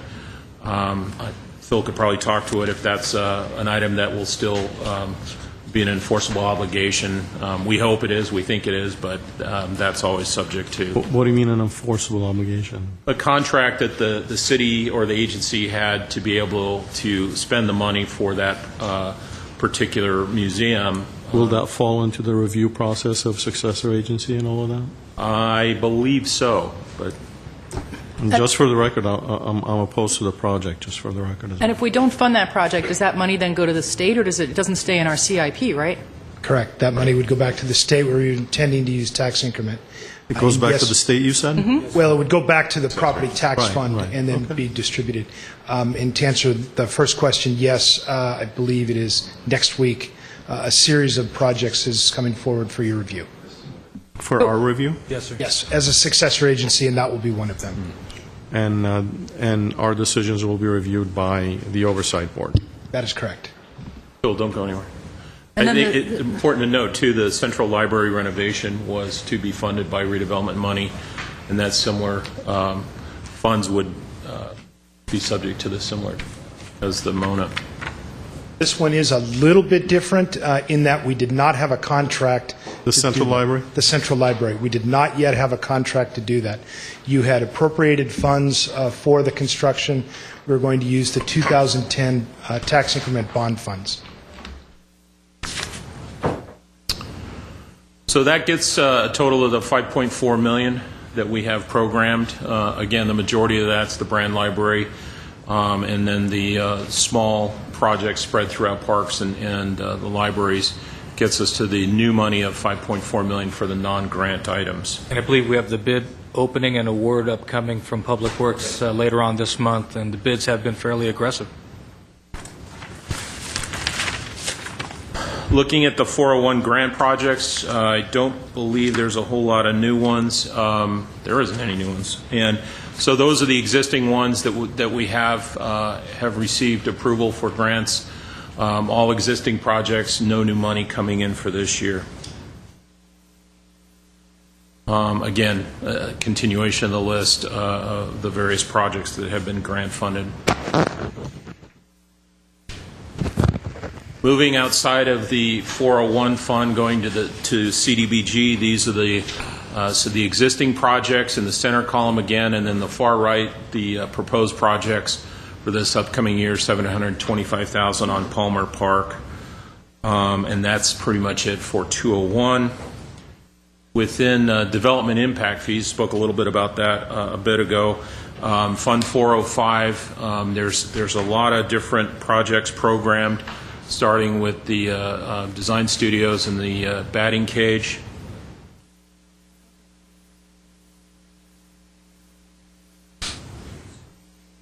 Mayor Quintero, council members, we do not have a batting cage. The batting cage is included in the original master plan and the EIR that was conducted, so we're hoping to implement this as one of the components of the original master plan for the sports complex. And we feel that it will be a revenue generator, so that'll be a bonus. Continuing on with Park and Rec, ARC tennis courts, the other large item, the Duke Major Nature Educational Center for $1.5 million, and then some small items for trails and some other items.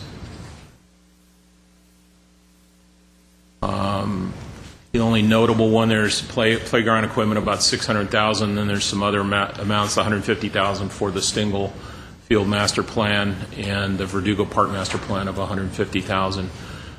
Totaling for the Development Impact Fee Fund of $3.9 million.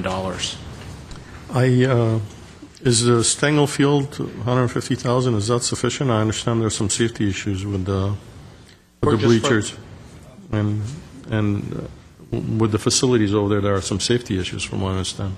Correct. The actual construction would be probably in the millions. This would just be a plan that gets its arm around truly everything that exists that is a hazard.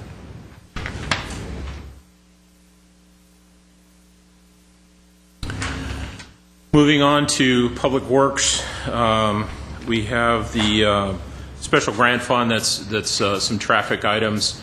No new items for this coming year. Same thing with the local return. You can see the existing project of the bus benches and shelters. In the transit fund, there's still money appropriated for the bus facility and the fare system. Again, no new money programmed for this year. Continuing on with Public Works within the gas tax fund, those monies can be spent on transportation items and infrastructure. New projects this year, street resurfacing, gutter construction, and street reconstruction. Sizable amounts, $2 million, $1.3 and $2 million again. Continuing on with gas tax, some of the additional existing projects and the funds that are still there, but no new ones to bring it to a close. When it says remaining budget, that means that project is still continuing, and that's how much money there is? Correct. Correct. You can see the original budget in the first column, and then the remaining as of the end of March of this year. So the projects are kind of winding down in most cases. Parking fund 520. There was some money for some lights. Yes, down at the bottom there, $125,000. Again, very few new projects other than the garage lighting. Within the sewer fund, some reconstruction, $800,000 there.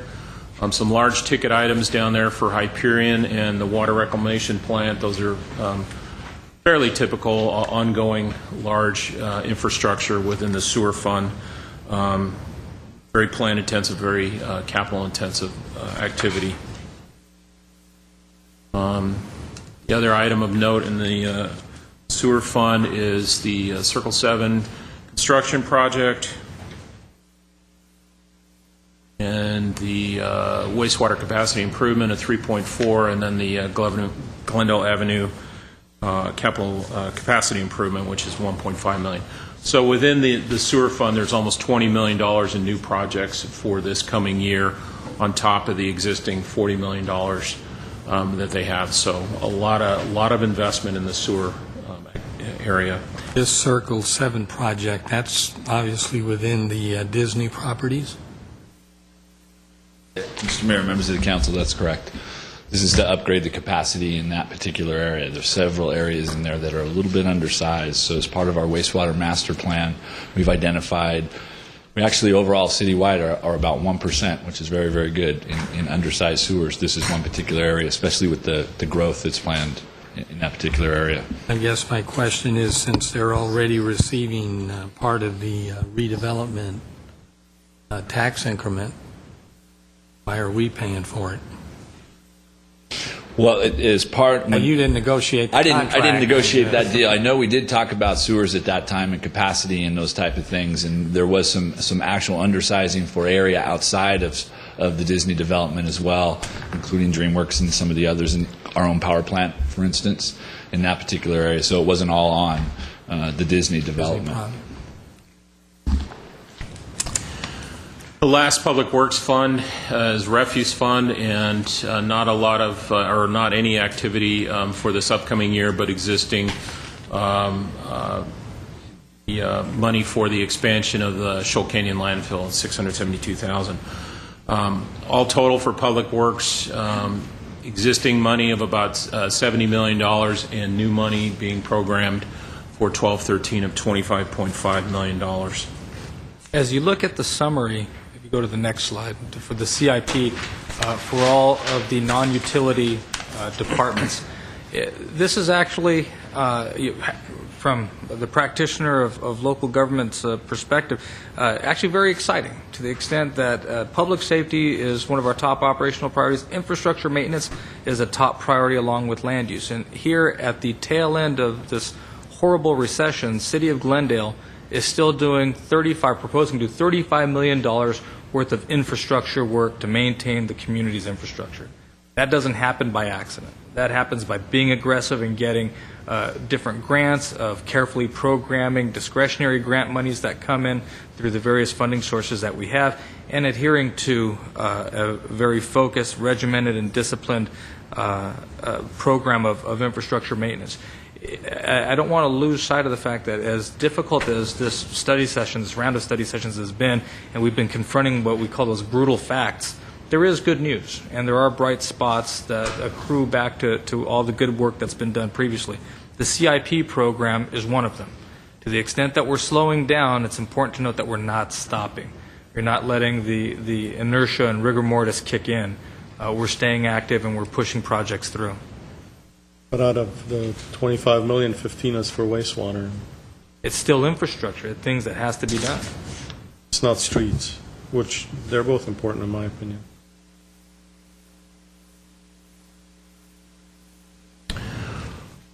At this point, I'm sorry, we'll open up certainly for questions and comments from council. Yes, I want to, now that we're talking about CIP, I want to get a clear understanding of our depreciation policy and how our depreciation in terms of the depreciation that is accrued on the books. I've gotten mixed briefings regarding this issue, whether depreciation is as it is in the private industry or whether depreciation is funds being set aside for replacement or improvement or capital improvement or replacement. I want to know which is it, and for the capital CIP fund, whether there are any funds outside of what's been presented that has been sitting for a while and accumulating. Short answer is no. And let me go break that down a little bit. Okay. Within governmental accounting, enterprise funds and internal service funds are in the proprietary fund arena, and they are accounted for very similar to a business entity. Okay. So assets are capitalized and depreciated. On the governmental funds, which includes the general fund, special revenue funds, grant funds, when we talk about a capital program, that money is spent, we account for it off to the side, but within those governmental funds, we don't recognize depreciation as an expense. Now, if we wanted to have a sinking fund, which is more or less what Fund 401 is, to be able to fund your repairs and future capital, you can do that as a matter of policy. Have you done that? Well, that's what we do. We have suspended money going in there for all intents and purposes. But are there any funds available as a result of years of setting those monies aside? That is the question. Yeah, so as we went through the resources and expenditures, the amounts that we've programmed in Fund 401 will be, all but $400,000 will be used up at the conclusion of 12/13. So from a funding perspective, when we do the rate studies for the fleet fund or ISD, we include capital as a cost to be able to fund replacements coming. So the amounts that they charge out, so what fleet charges that come to all the different user departments, there's a capital component in there that comes back so we can have the money in the fund ready to buy that piece of equipment. Replacement. Yeah, in 10, 20 years. I think that fund, to continue on with the thought on fleet, that was something that wasn't really done well. I think this year with Mr. Zern's staff spending a ton of time going through, we've got every vehicle planned out, when the program, when they're going to be replaced. So I think we have a good grip on that. We've done the same exercise with IS. We've gone through the entire inventory of equipment, try to figure out when it needs to be replaced, how long we can keep it on the books. So to answer your question on depreciation, those funds, yes, they do have depreciation, and the lives are typical of what you would see in the private sector. The last component of, just FYI, when we do the CAFR, when we convert all the governmental funds to what's known as the entity-wide, and we have to do basically two sets of books where we're accounting for all the infrastructure and depreciating it. There's no money, it's just an accounting scheme, and that's what's shown on the entity-wide or the top-level statements, consolidation, if you will.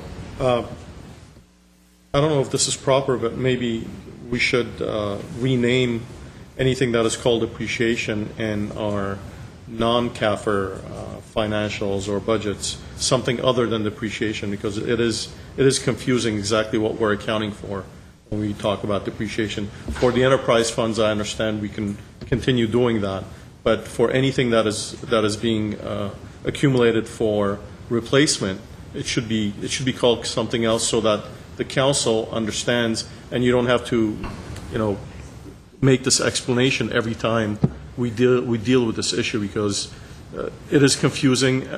I mean, I know the theories behind them, but I can just imagine what the community feels like when they see a depreciation issue with a governmental fund that might not necessarily be depreciation as we know it in the private industry. Yeah, your point is well taken. In fact, internally, even discussing the fleet, we, even as staff, commingle the idea of depreciation, which to me is the historical accounting, versus that capital component of what that replacement amount is, and oftentimes they're commingled, and they really are not the same, because whatever you depreciate is not what you're going to spend in the future. So you're absolutely correct.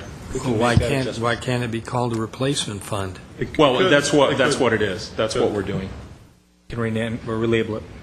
Second issue, as you were going through some of these projects, I noticed that some of them budgeted for 6/30/2012 had not started as of 3/31/12 in the remaining budget amounts, or very little of it had started.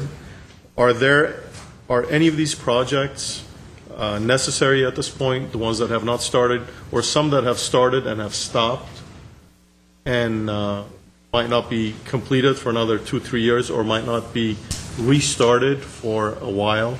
Can we reschedule or reprioritize these funds into other capital improvement projects? The short answer is I don't know. I think what we can do is go back for council before next study session. Just to give you an example, I'm sorry for the interruption. San Fernando and Highland storm drain, the amount that was projected is 675, remaining balance is 673. There's $2 million spent. A project like that, can we reprioritize it? And there's Arch Place storm drain extension. There's only $10 million that is spent. And there are some, in the parking fund, marketplace camera upgrade, 100 budgeted, and remaining, it hasn't started as of 3/31. Are those projects that we have to have? I'd have to and reprioritize? Let me give you a kind of a global view or answer. On the non-401, those funds have to be spent on the specific item by which that revenue is generated for. So, for example, within gas tax, they have to be spent on streets and so on and so forth. No, that's fine. The ones you could... Within those categories, are there other projects that we need that we can reprogram those funds for other projects within the same parameters? Mr. Mayor, Councilmember Manukian, I only stood up because you were mentioning those accounts that I'm responsible for, and virtually those are the first ones that came up. I'm not targeting. No, and I understand. Virtually everything left in the Public Works Department is funds that are designated for specific uses. So you had named the Highland Storm Drain, the Arch Place Storm Drain. As an example. Those are I understand. Those are in the sewer fund. Those monies can only be used for those type of projects. Oftentimes with sewer and storm drain, we time them to a number of things. Either a street project that's coming up, off the rainy season. No, I understand the premise, but I'm talking globally in terms of some of these, like I said, some of these camera, $100,000 that's been allocated for cameras. Have we looked at this issue, whether we can reprogram some of these capital improvement projects that have not really started or have not taken? We could reprogram the cameras within the parking fund, but not within. Right. Maybe there's another project that you're delaying because you don't have the funding. Yes, sir. Basically. As I say, what we can do between now and 2 weeks from now is come back through all of these accounts and find out where the project is. If it's 99% done and there's still $10 million left, but there's another sewer project down the line, we can give you another sewer project to look at for the CIP. Yeah, I mean, whatever is needed actually. Right. If there are capital improvement projects that we're delaying within those fund categories, then we should look at funding those projects that could be more of a priority for the city with some of these projects that have not gotten off the ground. Or if there's a project, like you said, it hasn't gotten off the ground, or maybe the budgets have changed or the bids have changed. Right. And that would we can show it to you two ways. We'll show it to you accruing, if that's the case, accruing to the fund balance, or adding new projects that are on the list. You would make a better assessor of what is actually needed, and as I just said here, a suggestion. I can't tell you how far along any one of these projects is, but we will get that to you by the next study session. Wait, I need to ask something. In past years, what you, Steve, bring forth in water and power, you bring forth the highest priority needs for us to do, right? You're not bringing a low priority. So the priority in safety wouldn't change. They're still the highest priorities. Arch Place, I know because they're going to slurry seal. It's just a question. Well, priorities can change. Yeah. Well, not when it comes to safety, because you're talking about pipes and streets that are broken down or whatever. There's justification. That's why we voted. And within our facilities master plans and infrastructure master plans, there's a constrained list, meaning that there's funding for it, and then an unconstrained list. And as we knock off projects on the top end, those that are unconstrained start to make their way into the funded list. Yeah. So we can certainly give you that. I have a question. The Stengel Field master plan, $150,000. I assume that is to pay consultants to give us an idea of what to do at structural fix. Stengel Field. What is it exactly? Mayor Quintero, council members, it's to pay for a consultant and to do some destructive testing so that we can make a final conclusion on the extent of what would be required to either try to rehabilitate Stengel Field, or if it would be more prudent to demolish it and either replace it or replace it with something much more modest than what currently exists. Well, it's a structural analysis. Correct. On the stability of the structure. The integrity of the building, because it's in serious question right now. Right, because I can see paying money to actually test the bleachers to see what what the situation is. I can't see paying money to have someone design a master plan for the overall use of Stengel Field. It's not that big a It's not that. property. But no, this is Yeah. more for the engineering. Yes. With a little bit of planning, yeah. And I say that because we have people in the department that can handle that, or should be able to handle it. But if it's for the structural integrity, that's totally... It's unfortunate. Those locker rooms are very classic. You know, you go in there and it's a historical facility in many respects. They're not safe. Okay, any other questions? Then we will move on, sir, if you're so inclined, to GWP. And our General Manager, Glenn Steiger, ably assisted by Mr. Elliott and myself, will go through. All right. Good afternoon, Mayor Quintero and members. I can wait. Finishing members? I think they're telling you to hurry. I'll start. Take a deep breath. I'd like to present our GWP CIP budget for the year 12-13. This year, we are basing this budget on a zero-based budget. What that means is we've built this budget with the idea of starting with no capital expenditure other than those required for critical and legally maintaining our obligation to serve. So we got as close to zero as we could, but we still have certain things, and I'll mention those in a few minutes as to what that actually looks like. We also have segmented our budget by division and funding categories, and this year again we've used 3 different funding categories to segment out how we view this CIP budget. I think before I actually get into the budget itself, there's one thing that I'd like to stress, and while this is a CIP budget and not an O&M budget, it's critical to understand the interrelationship and cross-dependency in the utility industry between operations and maintenance and capital. And very quickly, what that means is if we have, say, a 70-30 split, 70% O&M and 30% capital, if we were to go down to zero capital, as in some cases we're proposing here, that would mean that some of the expenditure that we would normally make in capital goes over to O&M. So what we've had to do is do our O&M budget at the same time so that we know where we stand if we do go to a zero-based capital budget. And I hope that makes sense. But what that means is it balloons up. It doesn't. Okay. What that means in... Why would it go to M&O if you choose not to do the capital improvement? Because we use some of our own But the resources. repair, I understand you have to do the repair, but the repair is usually part of the M&O.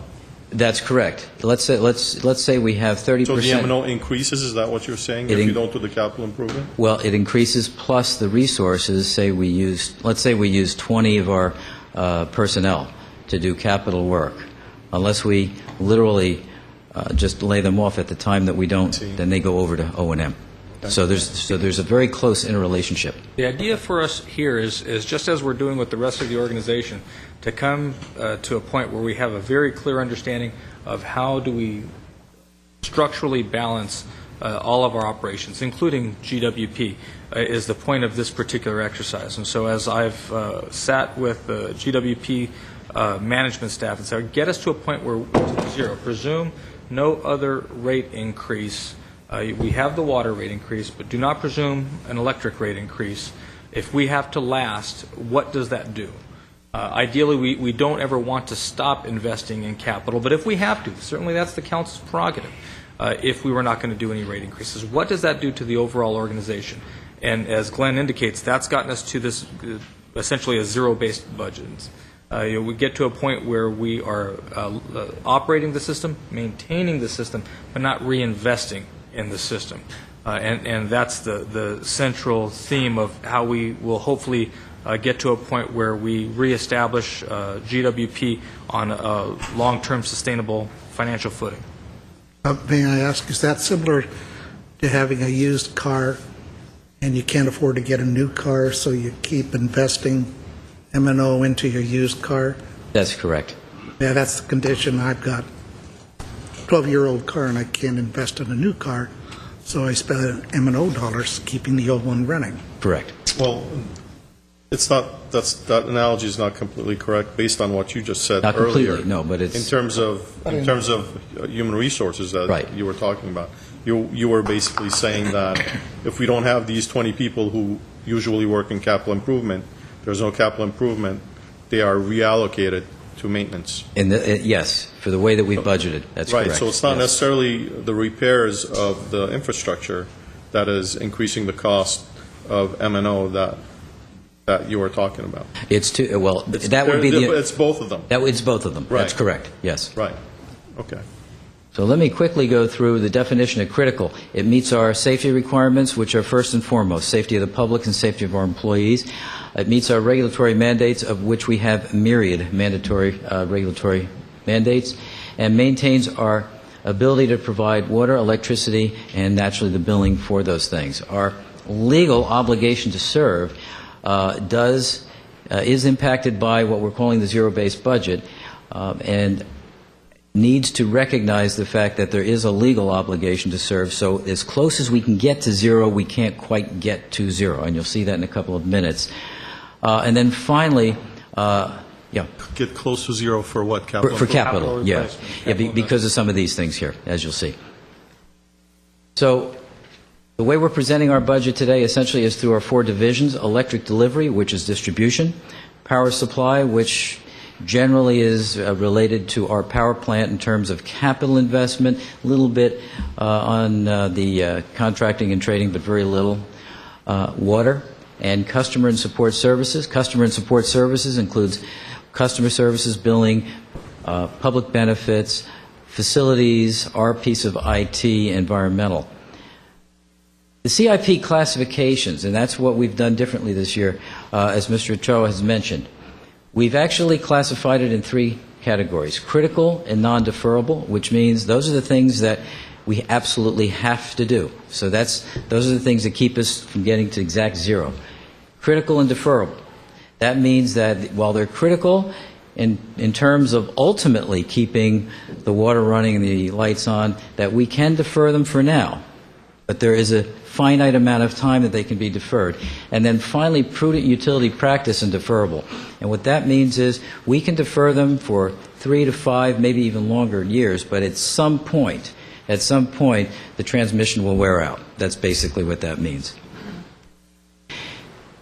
This is a summary, and I'll review this again at the end of the presentation, but just to give you a snapshot of where we are, just so you can see how this all lays out.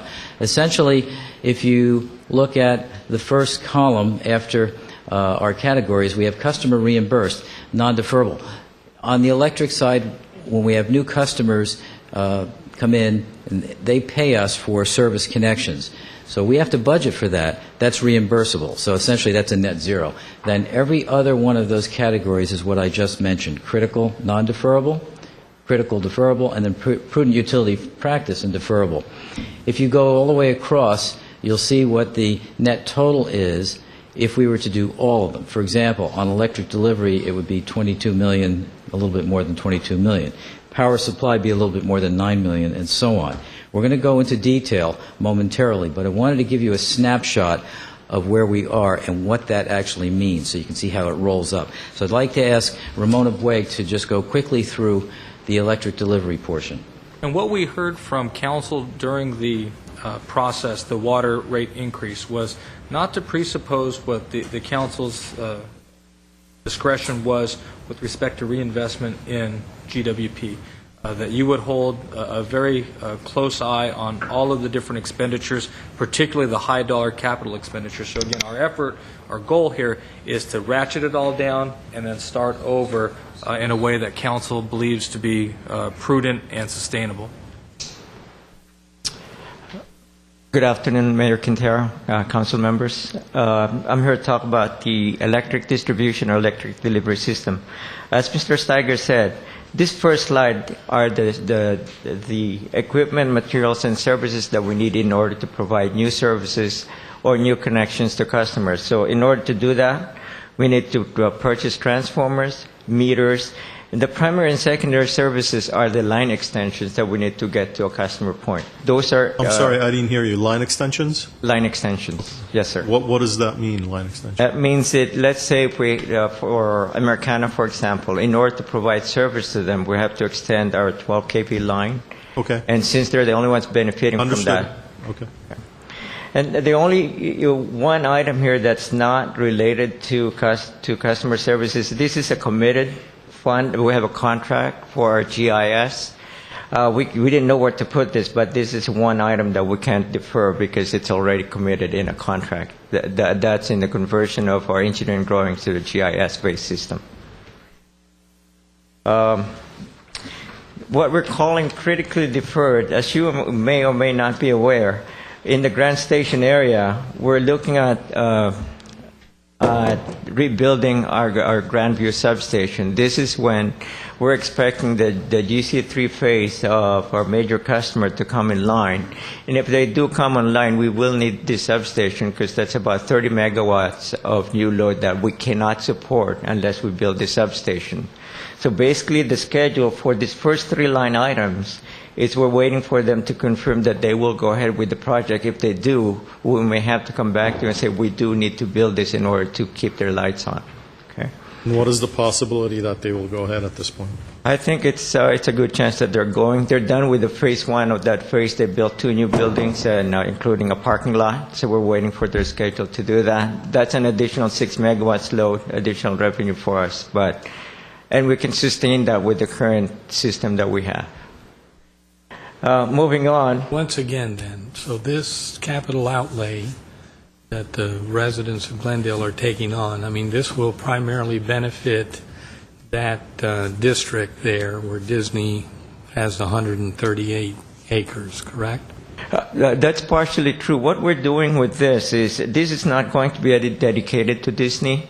This would also, in part of redoing this, is we have 2 other substations in the area called Western and Bel Air. When we do this project, we're going to consolidate it. We would actually end up reducing one of the substations, similar to what we did when we rebuilt Glorieta substation. We used that to support North Glendale. So what this would do is increase the reliability in that part of the northwest section. Of the northwest section. Currently, we have 2 different voltages. When we do this, we will end up with one system voltage. The reliability, the efficiency that we have would significantly improve. How long has it been since Grandview has been? I think it was built in the 1960s, if not earlier. 30s. Thank you, 1932. That's what it looks like from the outside, right. but we have, so. And so again, these are items that are critically important. They are due to be replaced. However, under this zero base, we are pushing those back, pending the approval going forward.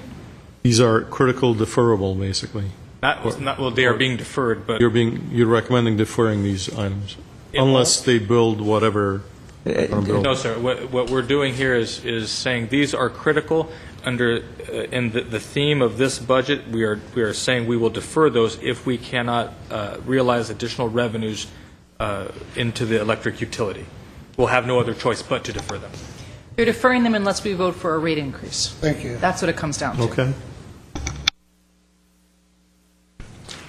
The other program that we started doing about 4 or 5 years ago, back in the 80s, there was a batch of vaults that were installed that were running into material problems that we're having issues with the vaults.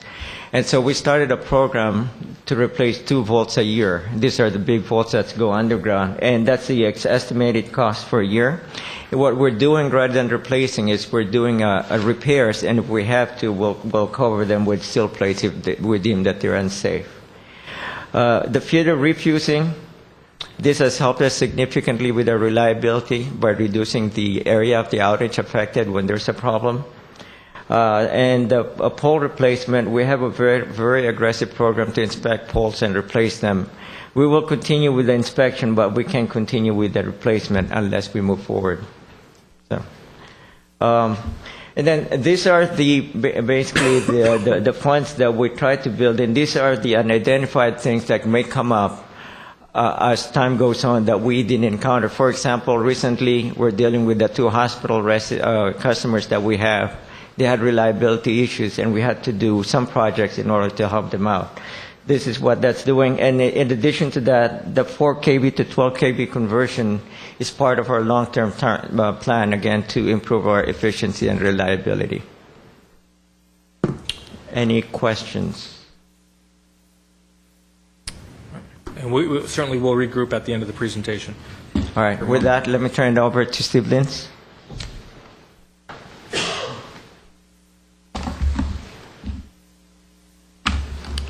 Mr. Mayor, members of council, staff, Steve Lintz, Chief Assistant General Manager for Glendale Water and Power, and I'm going to review with you a few slides for supply CIP projects.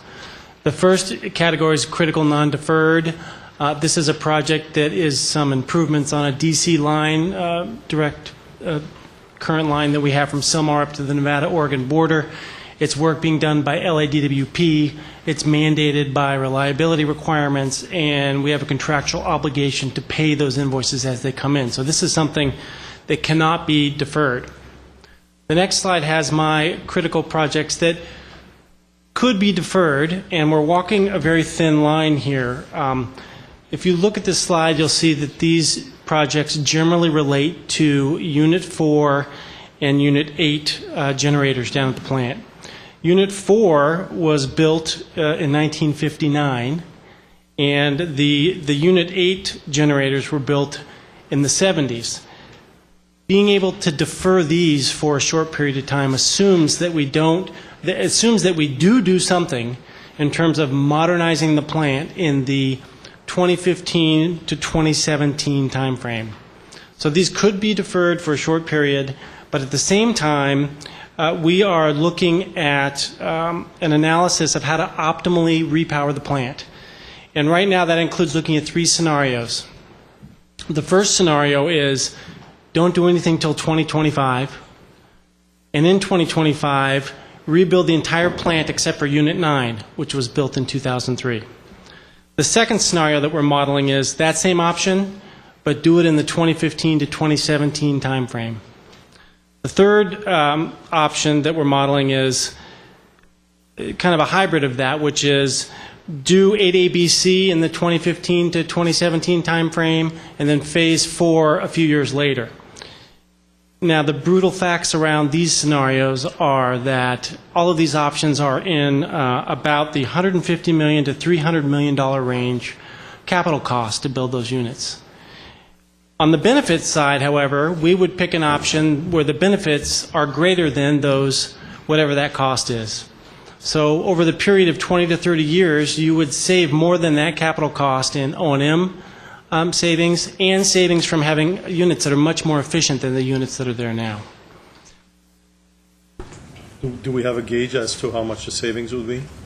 We are currently modeling that right now. We have preliminary results that some of the options, for example, the option of repowering everything in 2015 to 2017 has a positive net present value, but we have to refine those numbers. Do you have any idea how long it would take us to recoup at least the cost of these improvements?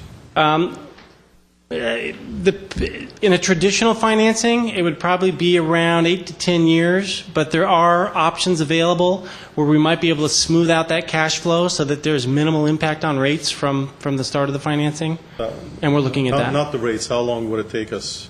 Well, the rates would have to would work into the formula that we'd use to determine the return on your investment, basically.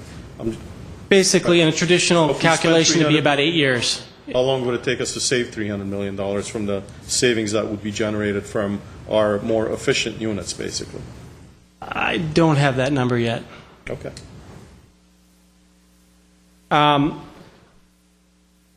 So once again, the deferral of these units assumes we're going to do something in 2015 to 2017. If we come to the point where we come back to you in summer and we say, you know what, we're just not going to build anything at that plant, we're going to, shut it down and buy from the market, then I would need to put $4 to $5 million of this back into the 12-13 budget because we need to keep what we've got running. In slide 10, these are prudent utility practice deferred projects. You can see in the middle of this slide we've got Unit 1011.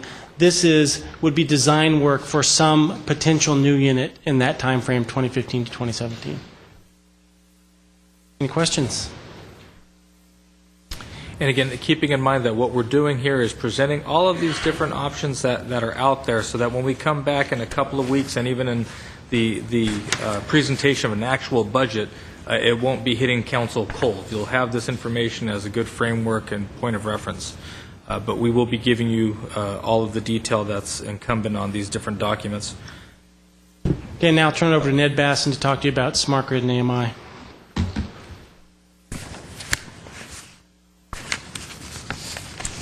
Mr. Mayor, members of the council, I'm Ned Basson, Assistant General Manager, Customer and Support Services. And the first item I have is a critical non-deferred or additional storage for the area network. It's called a SAN. And this would provide storage for the AMI system, and it's necessary before we're able to start billing off of the AMI system. What's the AMI system? I'm sorry, it's the Advanced Metering Infrastructure, also known as Smart Grid. The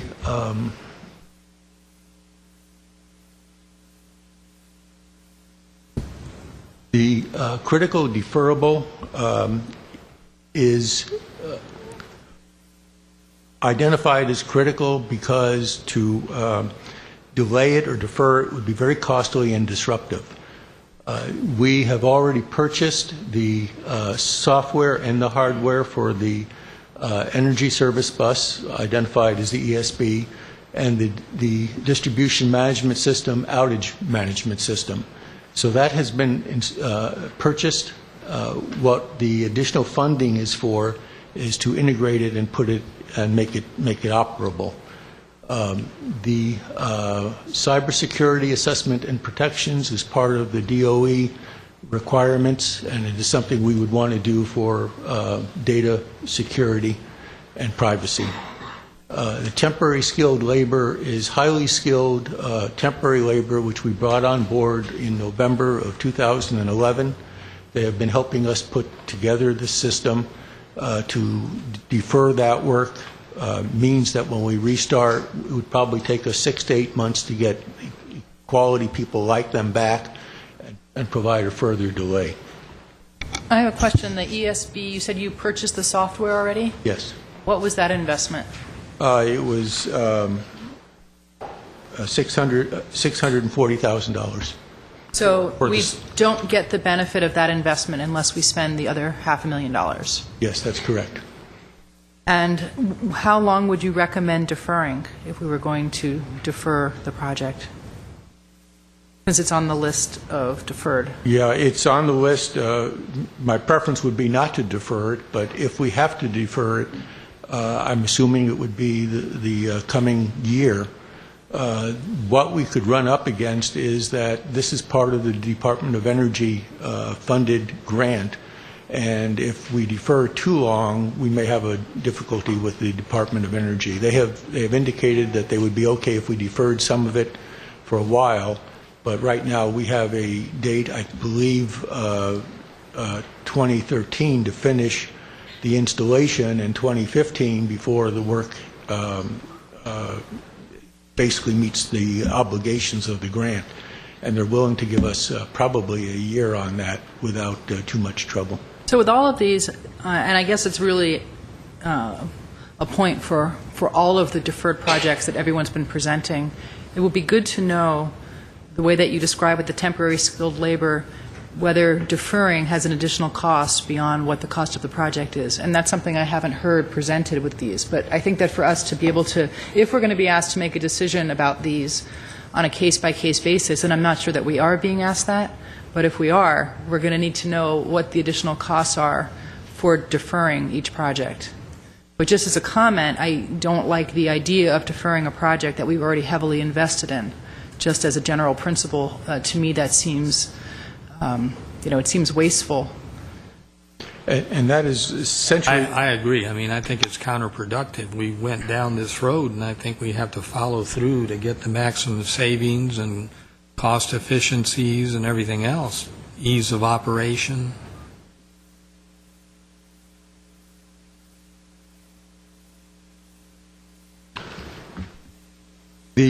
What we've classified as prudent utility practice deferred is items which are part of the AMI smart grid system, but if they are deferred, they do not have the same kind of consequences as the previous slide.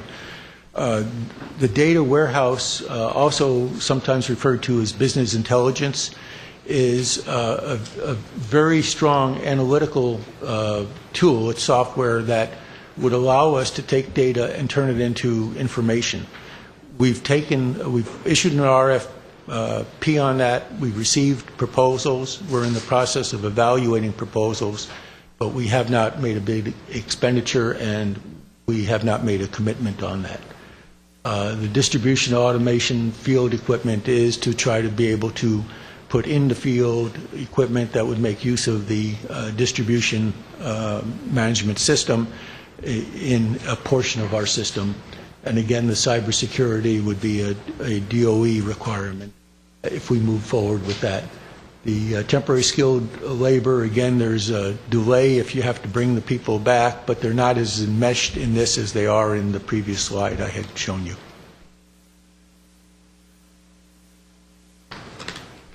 I believe. And now I'll turn it over to Peter Kavunas.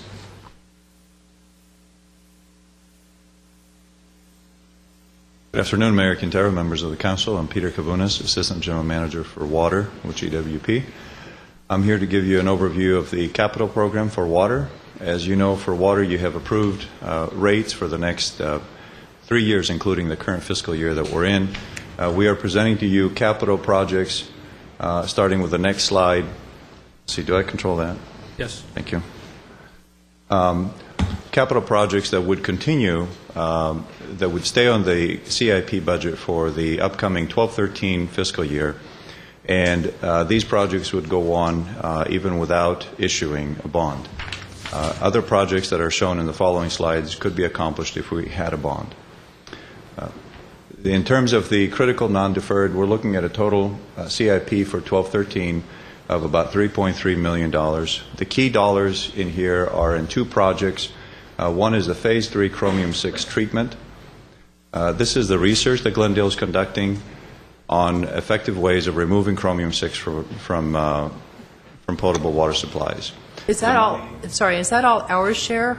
Isn't a large portion of that project grant funded? So is this the Glendale portion? All that money would be grant reimbursed. We come to your council from time to time and ask for approval to ask for grants. At the same time, we design the scope of the work, and we need to have the money in the capital budget in order for us to be able to spend it. However, we won't proceed unless we have guarantees that we're going to get all the money back for Glendale. So what you see as the biggest chunk of our CIP for 12-13 is in there.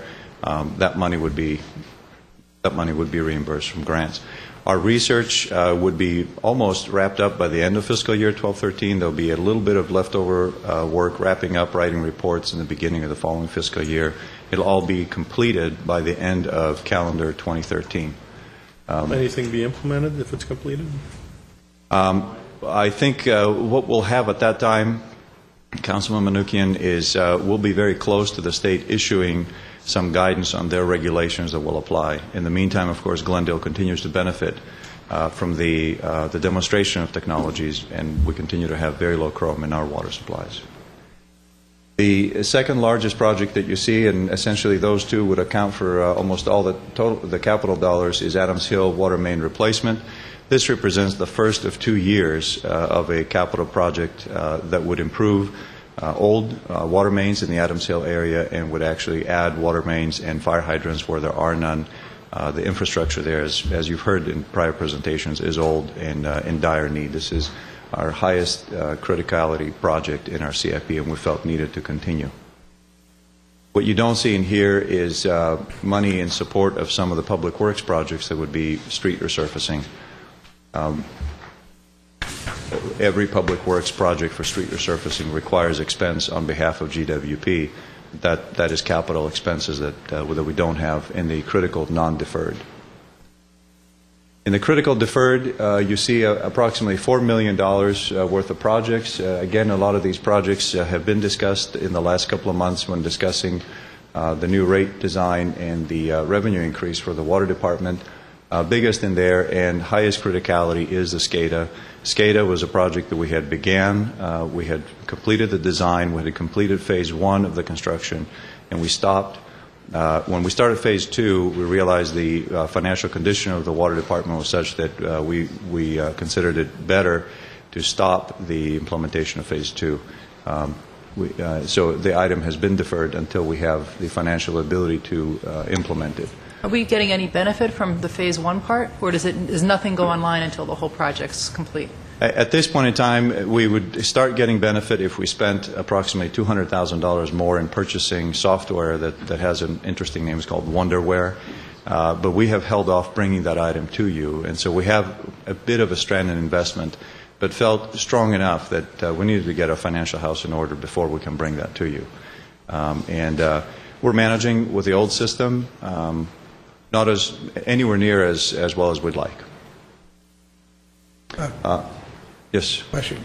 Is that Hollister Terrace? That is Hollister Terrace.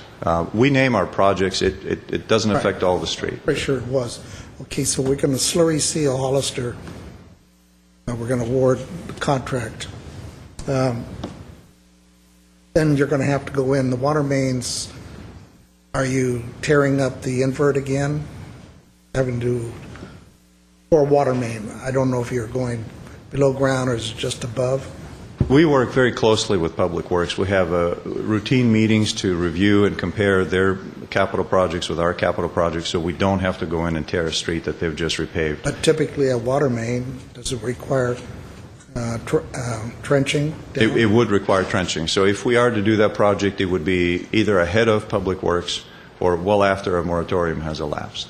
Okay, so we're going to slurry seal, and this will be after. It's one of the rare ones. Either well after, sir, or we would just hold off on. I understand. Yeah. But we work very closely with Rubik and all his folks. Everything else usually, but this may be one of those exceptions where we don't fund it. We'll make sure we look into that. Thank you. I think I speak for the council, and I say we will worry about Hollister Terrace. I don't live on Hollister.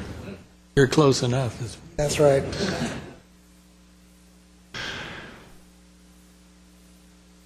Under the third category of prudent utility practice, again, you see a number of projects. The one that really stands out is the Rockhaven well. The well has been drilled. At this point, we're investigating methods to remove nitrates from the groundwater that's there. And so we have a little time.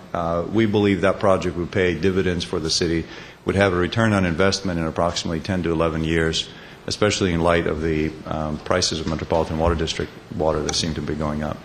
This is a little off topic, but if you can answer it quickly.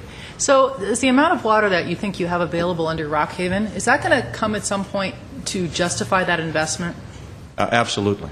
No doubt in my mind. And I know it was an accident in a way. It wasn't the primary purpose of the purchase of Rockhaven, but I'm just curious whether that's going to turn out in hindsight to be a good investment because of the amount of water you have available. Without passing any judgment on the purchase of the property, I can tell you the water department had been looking for a location to drill to produce more groundwater in the area. We drilled some pilot holes. We had a geotechnical study done, and we concluded that somewhere in that area was a good location to have a production well.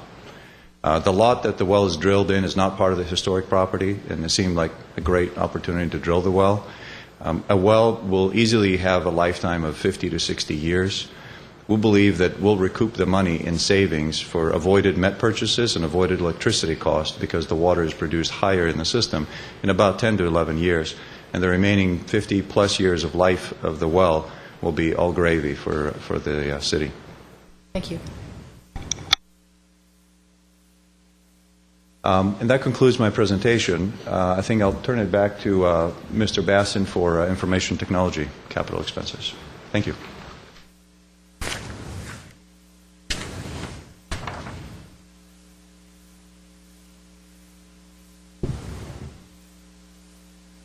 This is the critical deferred. They're critical because they're servers that are very important, and a failure of them would hurt our work considerably.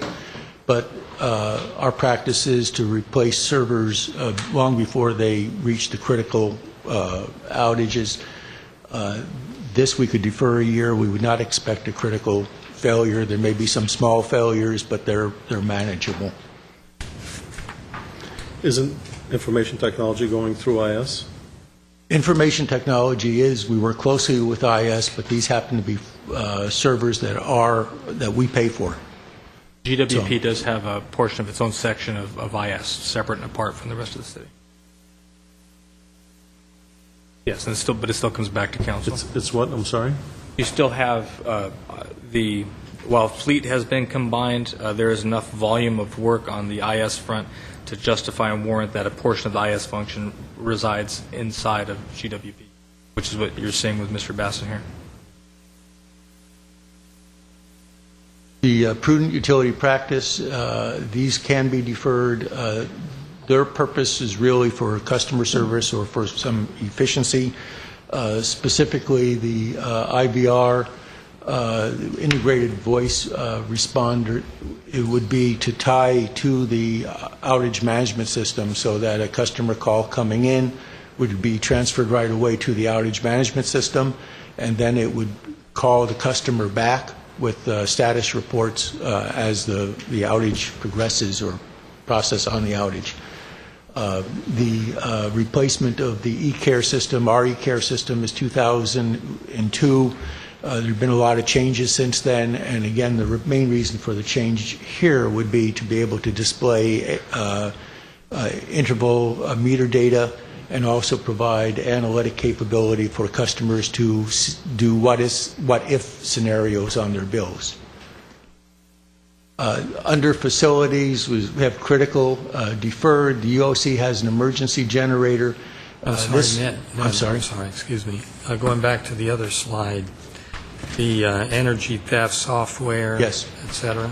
So that's something that we could purchase that would better help you track down. It has very strong analytics for being able to analyze the interval data and identify unusual use of electricity, which could be a bad meter and it could be energy theft. And is there an estimate as to what we're losing in terms of energy theft? I don't recall offhand, but it's many times that number. So this should pay off very quickly. So if that's the case, I mean, why not have a list of deferred? I mean, I understand you'd like to do all these projects, but it seems like there should be a way of parsing out projects that have a very strong economic argument for doing them now because you get the savings in a short amount of time.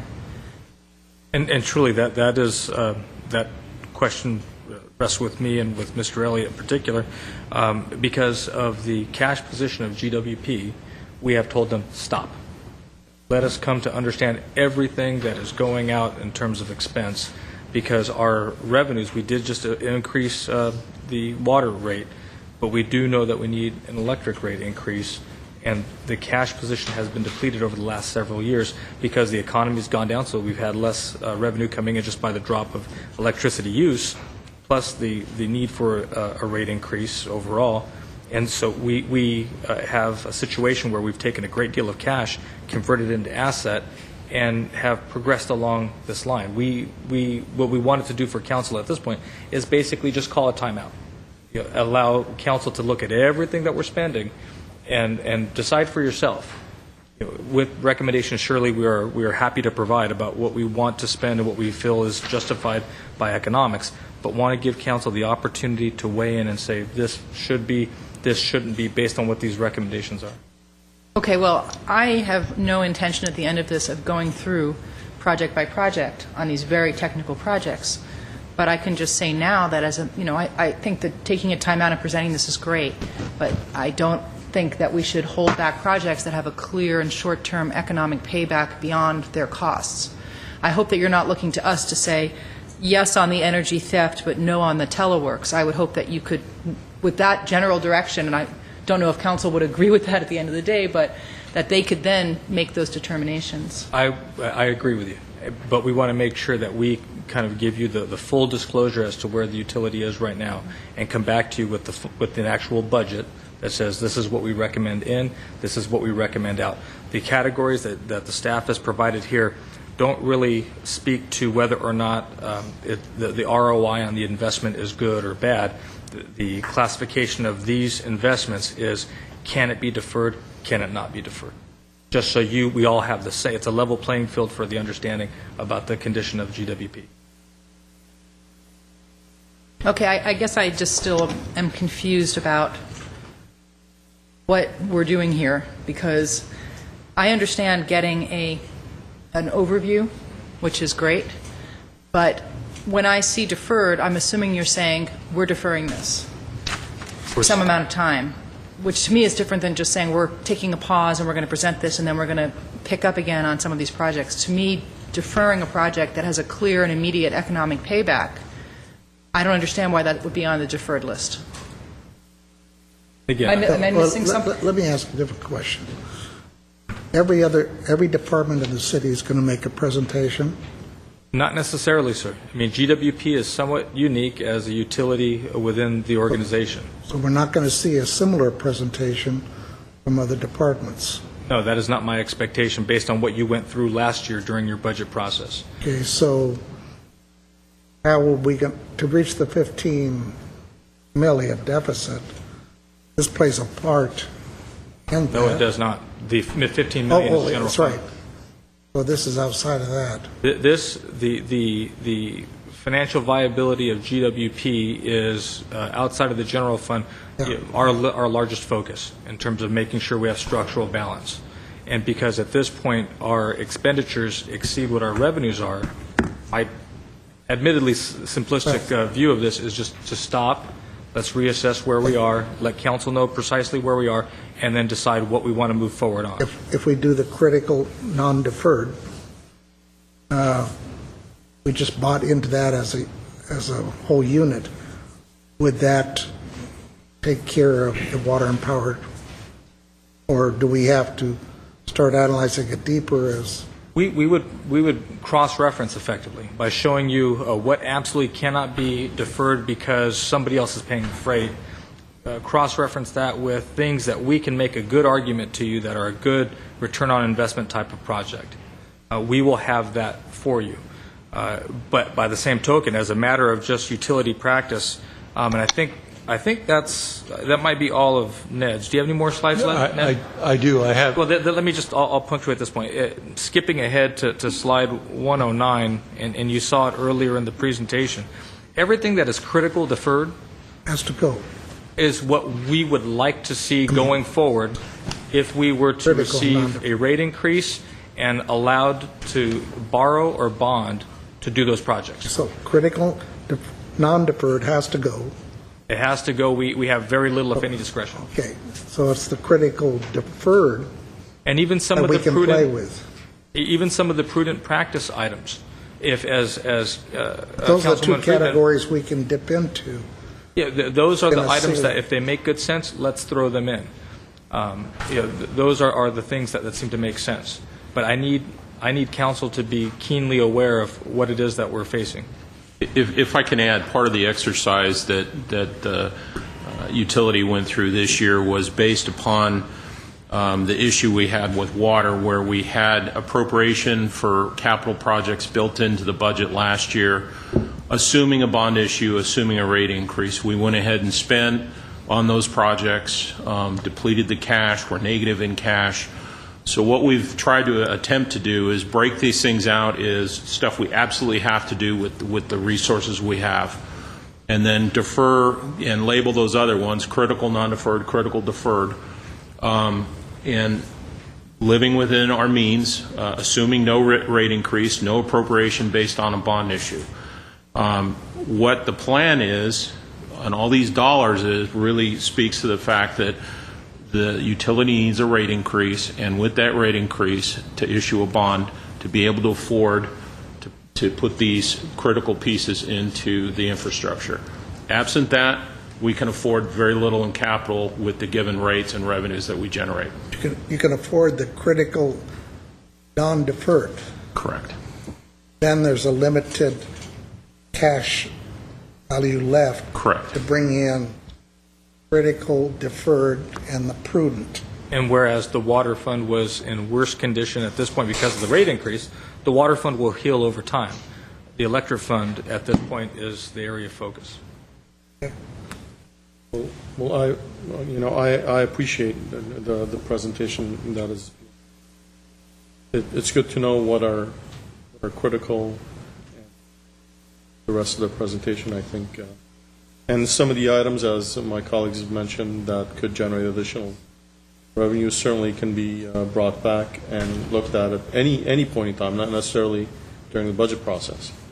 So I would hope that as we're going through this process, even after the conclusion of this process, we can go back, because I'm not, like my colleagues, I'm not going to remember exactly what we talked about, 4 months from now, that there was a program that could determine who's stealing energy, and we could purchase that and generate additional revenue or additional savings.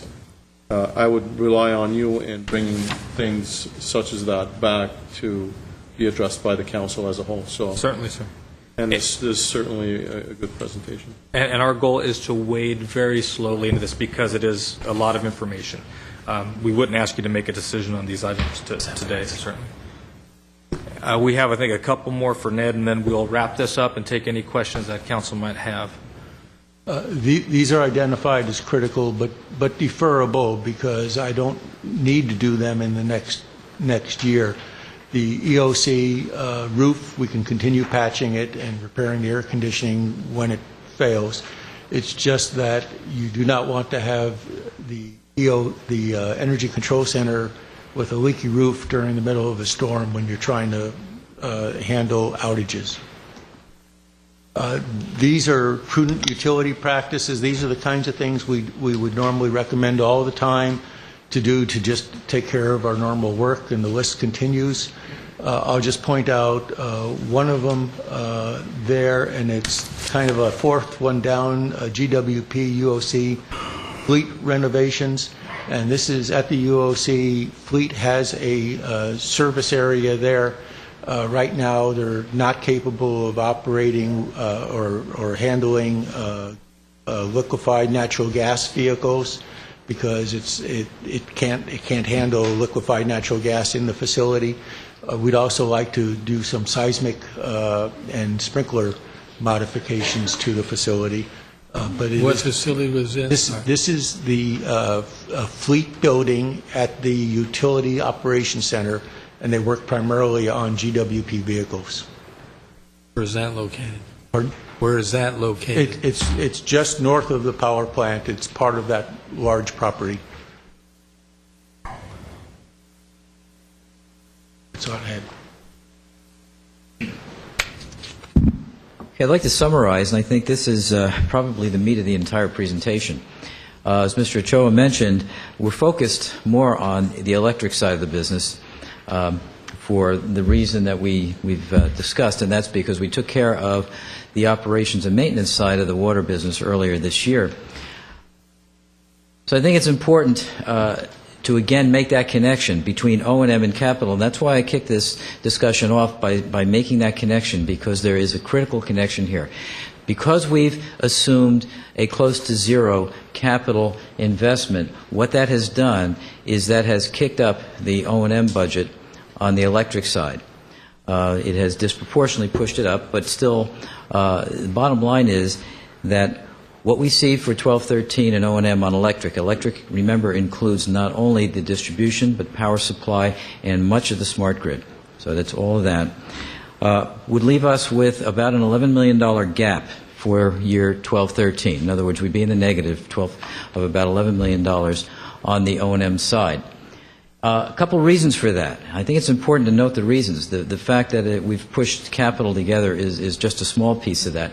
The major reason is we peaked out back in '09 on our revenue at about $188 million in revenue for that year. We're now running at about $150 million per year. As you can see, the revenue loss between '09 and today has been substantial. It's about $90 million in terms of revenue that has been lost, and there's two reasons for that. The obvious is the economy. The not so obvious to those not in the utility business is the weather. For the last 2 years, we've experienced extremely unusual weather conditions, which may have been pleasant for the general public, but certainly not beneficial from a revenue standpoint for GWP. So if you put those two pieces together, our revenue has suffered dramatically over the last 3 years. In addition, we have also assumed a much higher level of inter-service allocations. We had been at around $5 or $6 million a year that the GWP was obliged to pay for services within the city, HR, finance, and so on. That has now become about $11 million a year over the last 3 years. So if you take a look at those numbers, the loss of revenue, and one other piece, and I think it's worth discussing, it's worth at least talking about, the fact that when we had revenues of $188 million per year, our electric transfer was about $19.3 million.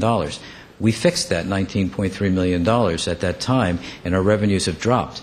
So had we stayed with a percentage of transfer, that transfer also would have dropped, but we didn't. So we continue to pay a much higher proportion now. So there's a number of areas that have contributed to where the electric fund is. So if you take all of those and you look at the fact that we have about $11 million gap, the $11 million sounds like a lot, but given where we've been over the last 3 years, that's not all that unexpected at this point in time.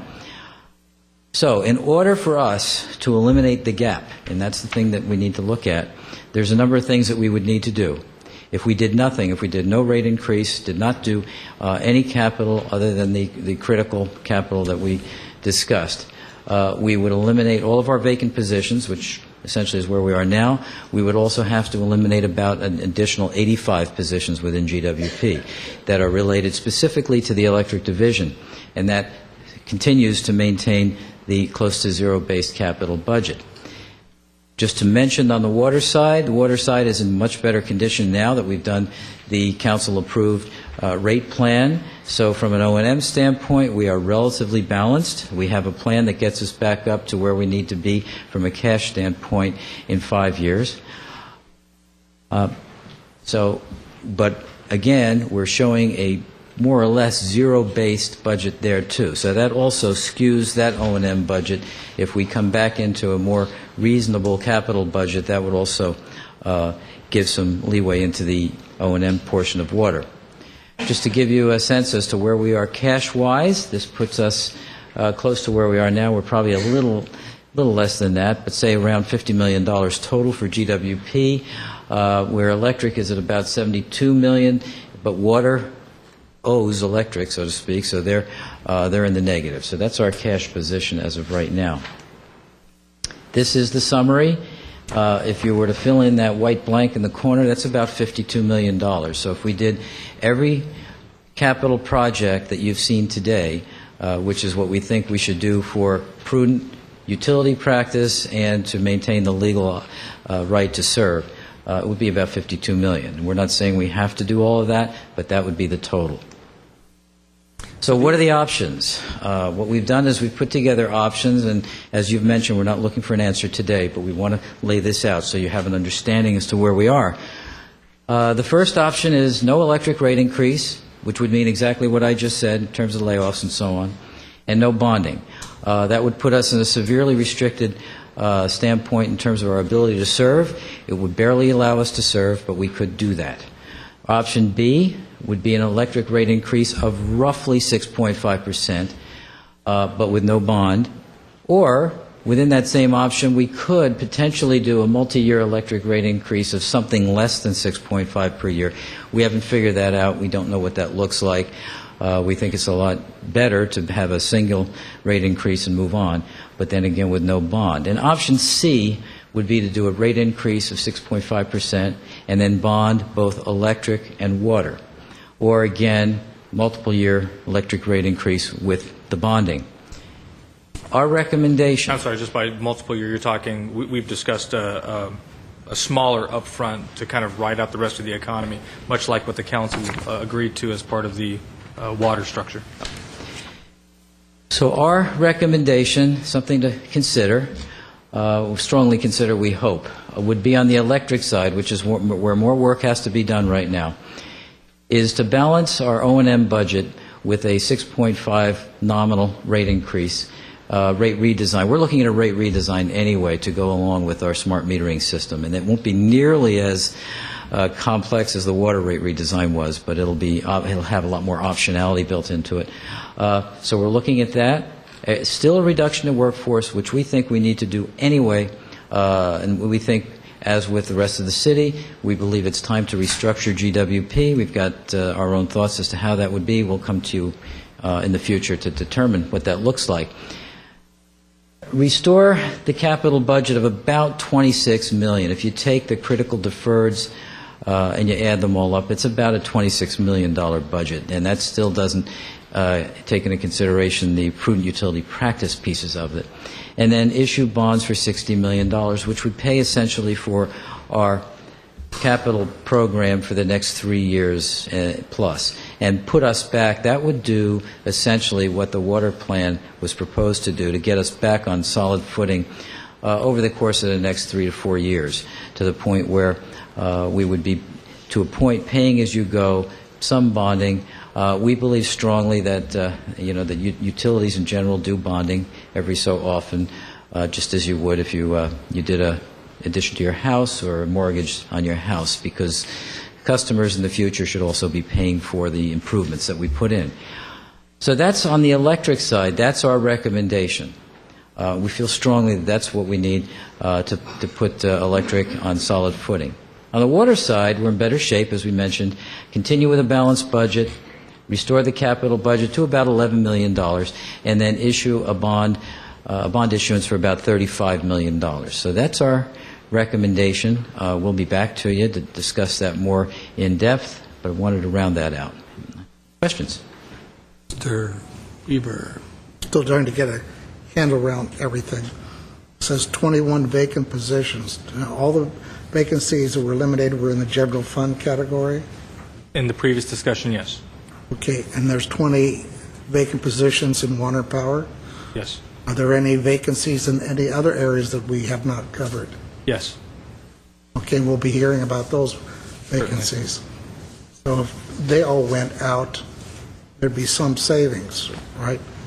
Savings to those respective funds, because those savings and those funds will accrue to their fund balance, but not to the general fund. Right. Or to GWP in this particular example. So will we get a handle on those vacancies in the different departments, cost savings? Yes, sir. As we, all the positions that have been vacant for some time, management services has gone through, and for those that generally speaking are not deemed to be critical, either public safety or they are just such pivotal positions scattered through different parts of the organization up to and including GWP, we have unilaterally removed those positions, just eliminated them in discussions with the departments, and that was at 2.8 that you saw in the general fund, and then some residual, I want to say a little over $1 million in other funds. That will all be part of the budget that is brought to you. Okay, now, just to get a handle on this, if we go ahead with all the critical non-deferred, and we can play with the other two categories. Let me back up. If we just did the critical non-deferred work, is that option A? Does that cover option A? Okay, option A is no, option A is, we can't do, essentially, option A does not allow us to do any capital work. I think it's confused. The short answer, sir, is yes. I'm getting confused. Everything that we are saying is non-deferred that would happen is basically covered in that option A. What we are presenting to you is are those items that were shown as non-deferred because they're grant funded or they're customer revenue generated, or the one unique item was Adams Hill water main. Right. Right. So that's within that option A. Option B and option C would reflect some combination of the critical deferred, and prudent utility practices. That's what I'm getting at. If Yes. we say no to anything that can be deferred, there is, so that'd be option A. Wouldn't be bonding, we wouldn't be We would getting any. increase the rate. You But we wouldn't can do the bond. critical. It would be critical only that cannot be deferred. All the things that you see here are just have some level of criticality to them. Right.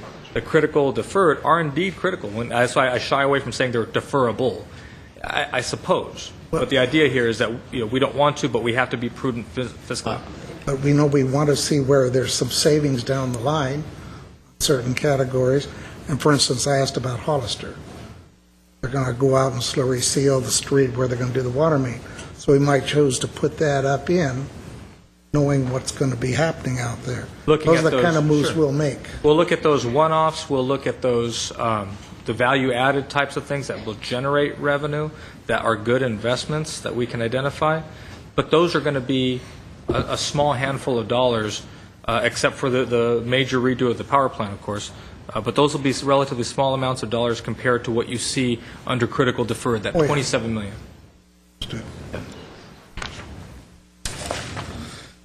Mr. Mnuchin.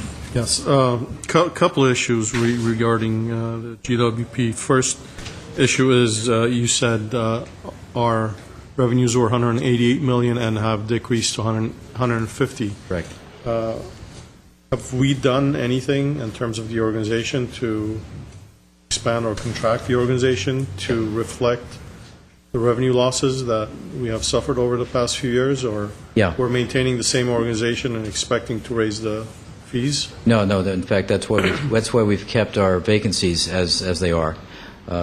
Plus, we've reduced production. So production has come way down to offset that reduction in. Not completely offset it, of course, but offset a part of it. So, yeah, we've done that. We've eliminated overtime. Yes, we've done quite a bit. So have there been savings in terms of expenditures? There has, yes. So it's not just a revenue decrease of $28 million. We have generated savings of similar amount? Most likely. When you decrease production, that's a considerable amount of money, actually. Right. So. Yeah, I would say that we've probably reduced, if you took the total that we've seen of loss of revenue, probably 75% of that we've made up for. Okay, it's about 25%. Reductions. Yeah, that's right. Second is the allocation for the internal service fund for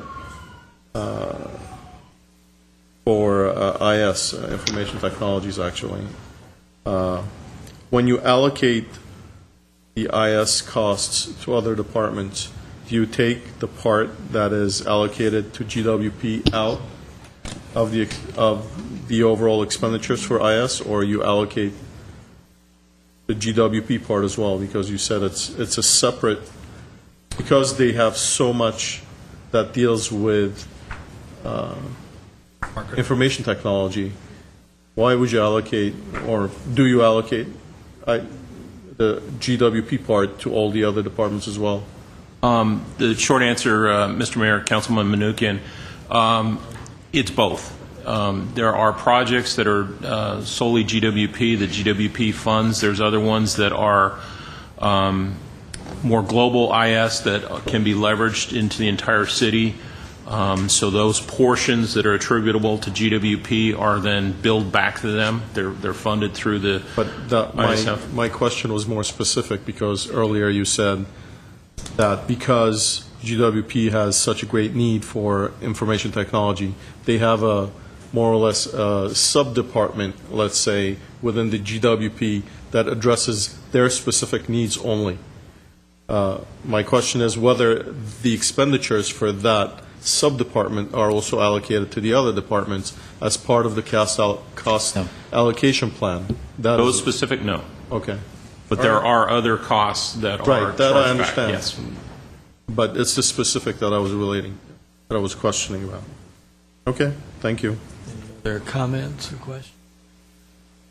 I would simply wrap up, sir, this first round, thanking the council for your time and attention, certainly, as we... We got speakers. Yeah. You forgot. Public hearing, I have two Then I won't speakers. wrap up. Not yet. I have Mike Mohill. Out in the audience, Herbert Milano.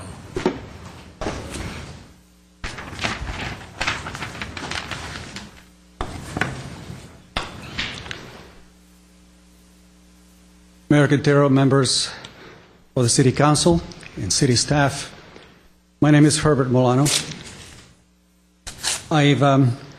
I left yesterday after this meeting feeling incredibly upbeat about the tone of the discussion and the clarity and the candor that I saw yesterday. And part of the reason was for the fact that the importance of clear top-level view of the financial statements that is unambiguous leads us to, and will lead you to have a more clear direction to understand where we're going to go and where we have been.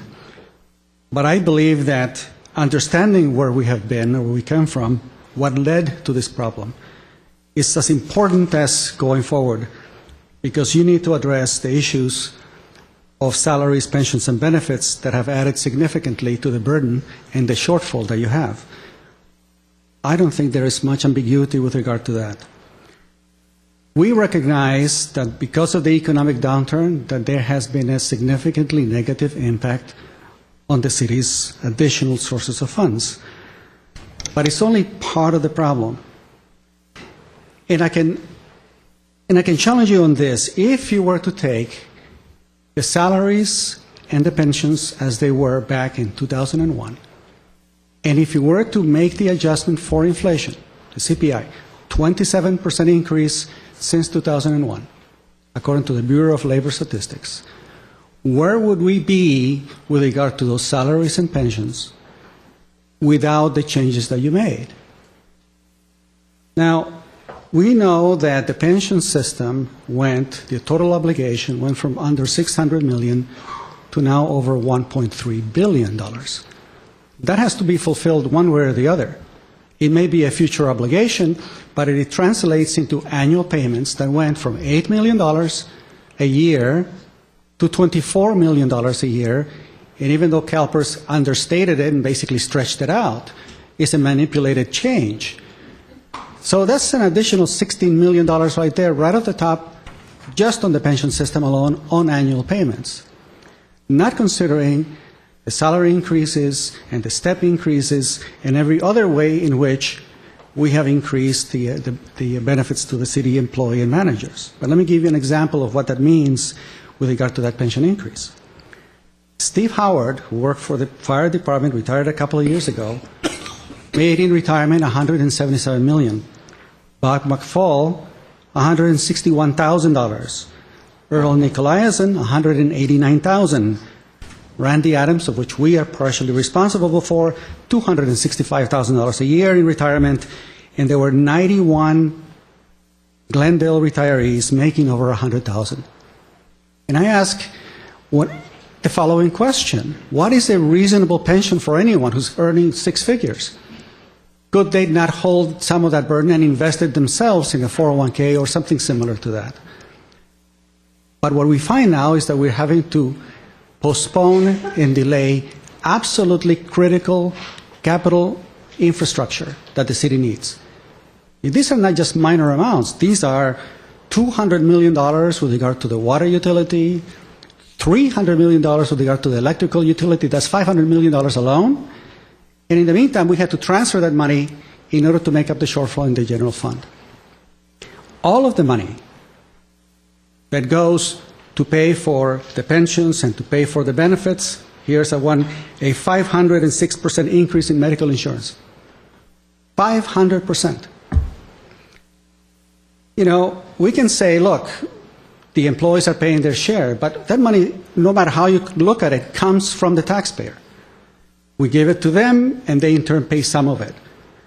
But if we give them an increase of 10%, 20%, 30%, 40%, and they in turn are adding a little bit of an additional share, no matter how you look at it, it still comes from the taxpayer.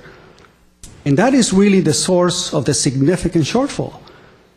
The fact that we insured or guaranteed the pension returns at 7.75% and the stock market collapses, well, yes, the economy has a lot to do with it. But if we did not have that guarantee, we would not be in the significant mess that we are in. I think that you truly need to take a look at the best potential answer, which is defined contributions as opposed to a defined benefit. Joe, you wanted to wrap up the budget session? I'll be very brief, sir. Sir? Yeah, don't you? He's not in the audience. Mike Mohill? Not here. Extraordinarily briefly, sir. What we wanted to end this round of discussions on is this understanding of where we've been with respect to the state, the end of redevelopment, the economy, all forming a confluence of, to use a hackneyed term, a perfect storm with respect to the impact on all of our revenues. The city of Glendale has done a very good job of maintaining its costs, but has had to, over the last several years, refine the understanding of its cost of doing business. We are at a point now where we know what that cost of doing business, and it's represented by these brutal facts of the gap within the general fund, the structural imbalance that we now have an obligation to address. Now, what we wanted to end this round of discussions with is the understanding which the council has provided rather clearly to us that we should work towards addressing that full $15 million structural deficit to ensure that Glendale is fiscally solvent and stable for the long term. That's the mandate that you've inherited. That's the mandate that you are pushing out to us as staff. That's what we will bring back to you. The other element here is that we have different tools that the council is comfortable with in terms of pursuing how we restructure the organization to maintain exceptional customer service for all of the folks that rely on us and at the same time have that sustainability of service as well. In terms of process, we will be back here on the 14th and 15th having a much better idea based on the direction given yesterday and today about how the organization can be restructured based on the concurrence on the gap, based on the concurrence of the tools that are available. And what you will begin to see is the forming of a foundation wherein that concrete will begin to harden, and we will understand what the organization will be in the years coming forward in the 14th and 15th, providing you with as much detail as you would like, and then scheduling subsequent study sessions if you so choose. Our goal is to have a final draft budget to you by the end of this month, beginning of June, as required by charter, and then have those budget deliberations and aim at a July 1st adoption period. Mr. Mnuchin. Yes, I just want to thank staff for a great presentation, and thank you for putting all the information out there for us to all over to say, the least, actually. And I just want to reemphasize the issue of depreciation and replacement fund, that it be labeled properly in the budget document as it's coming forward. So thank you. If there are no other questions, a motion to adjourn. So moved.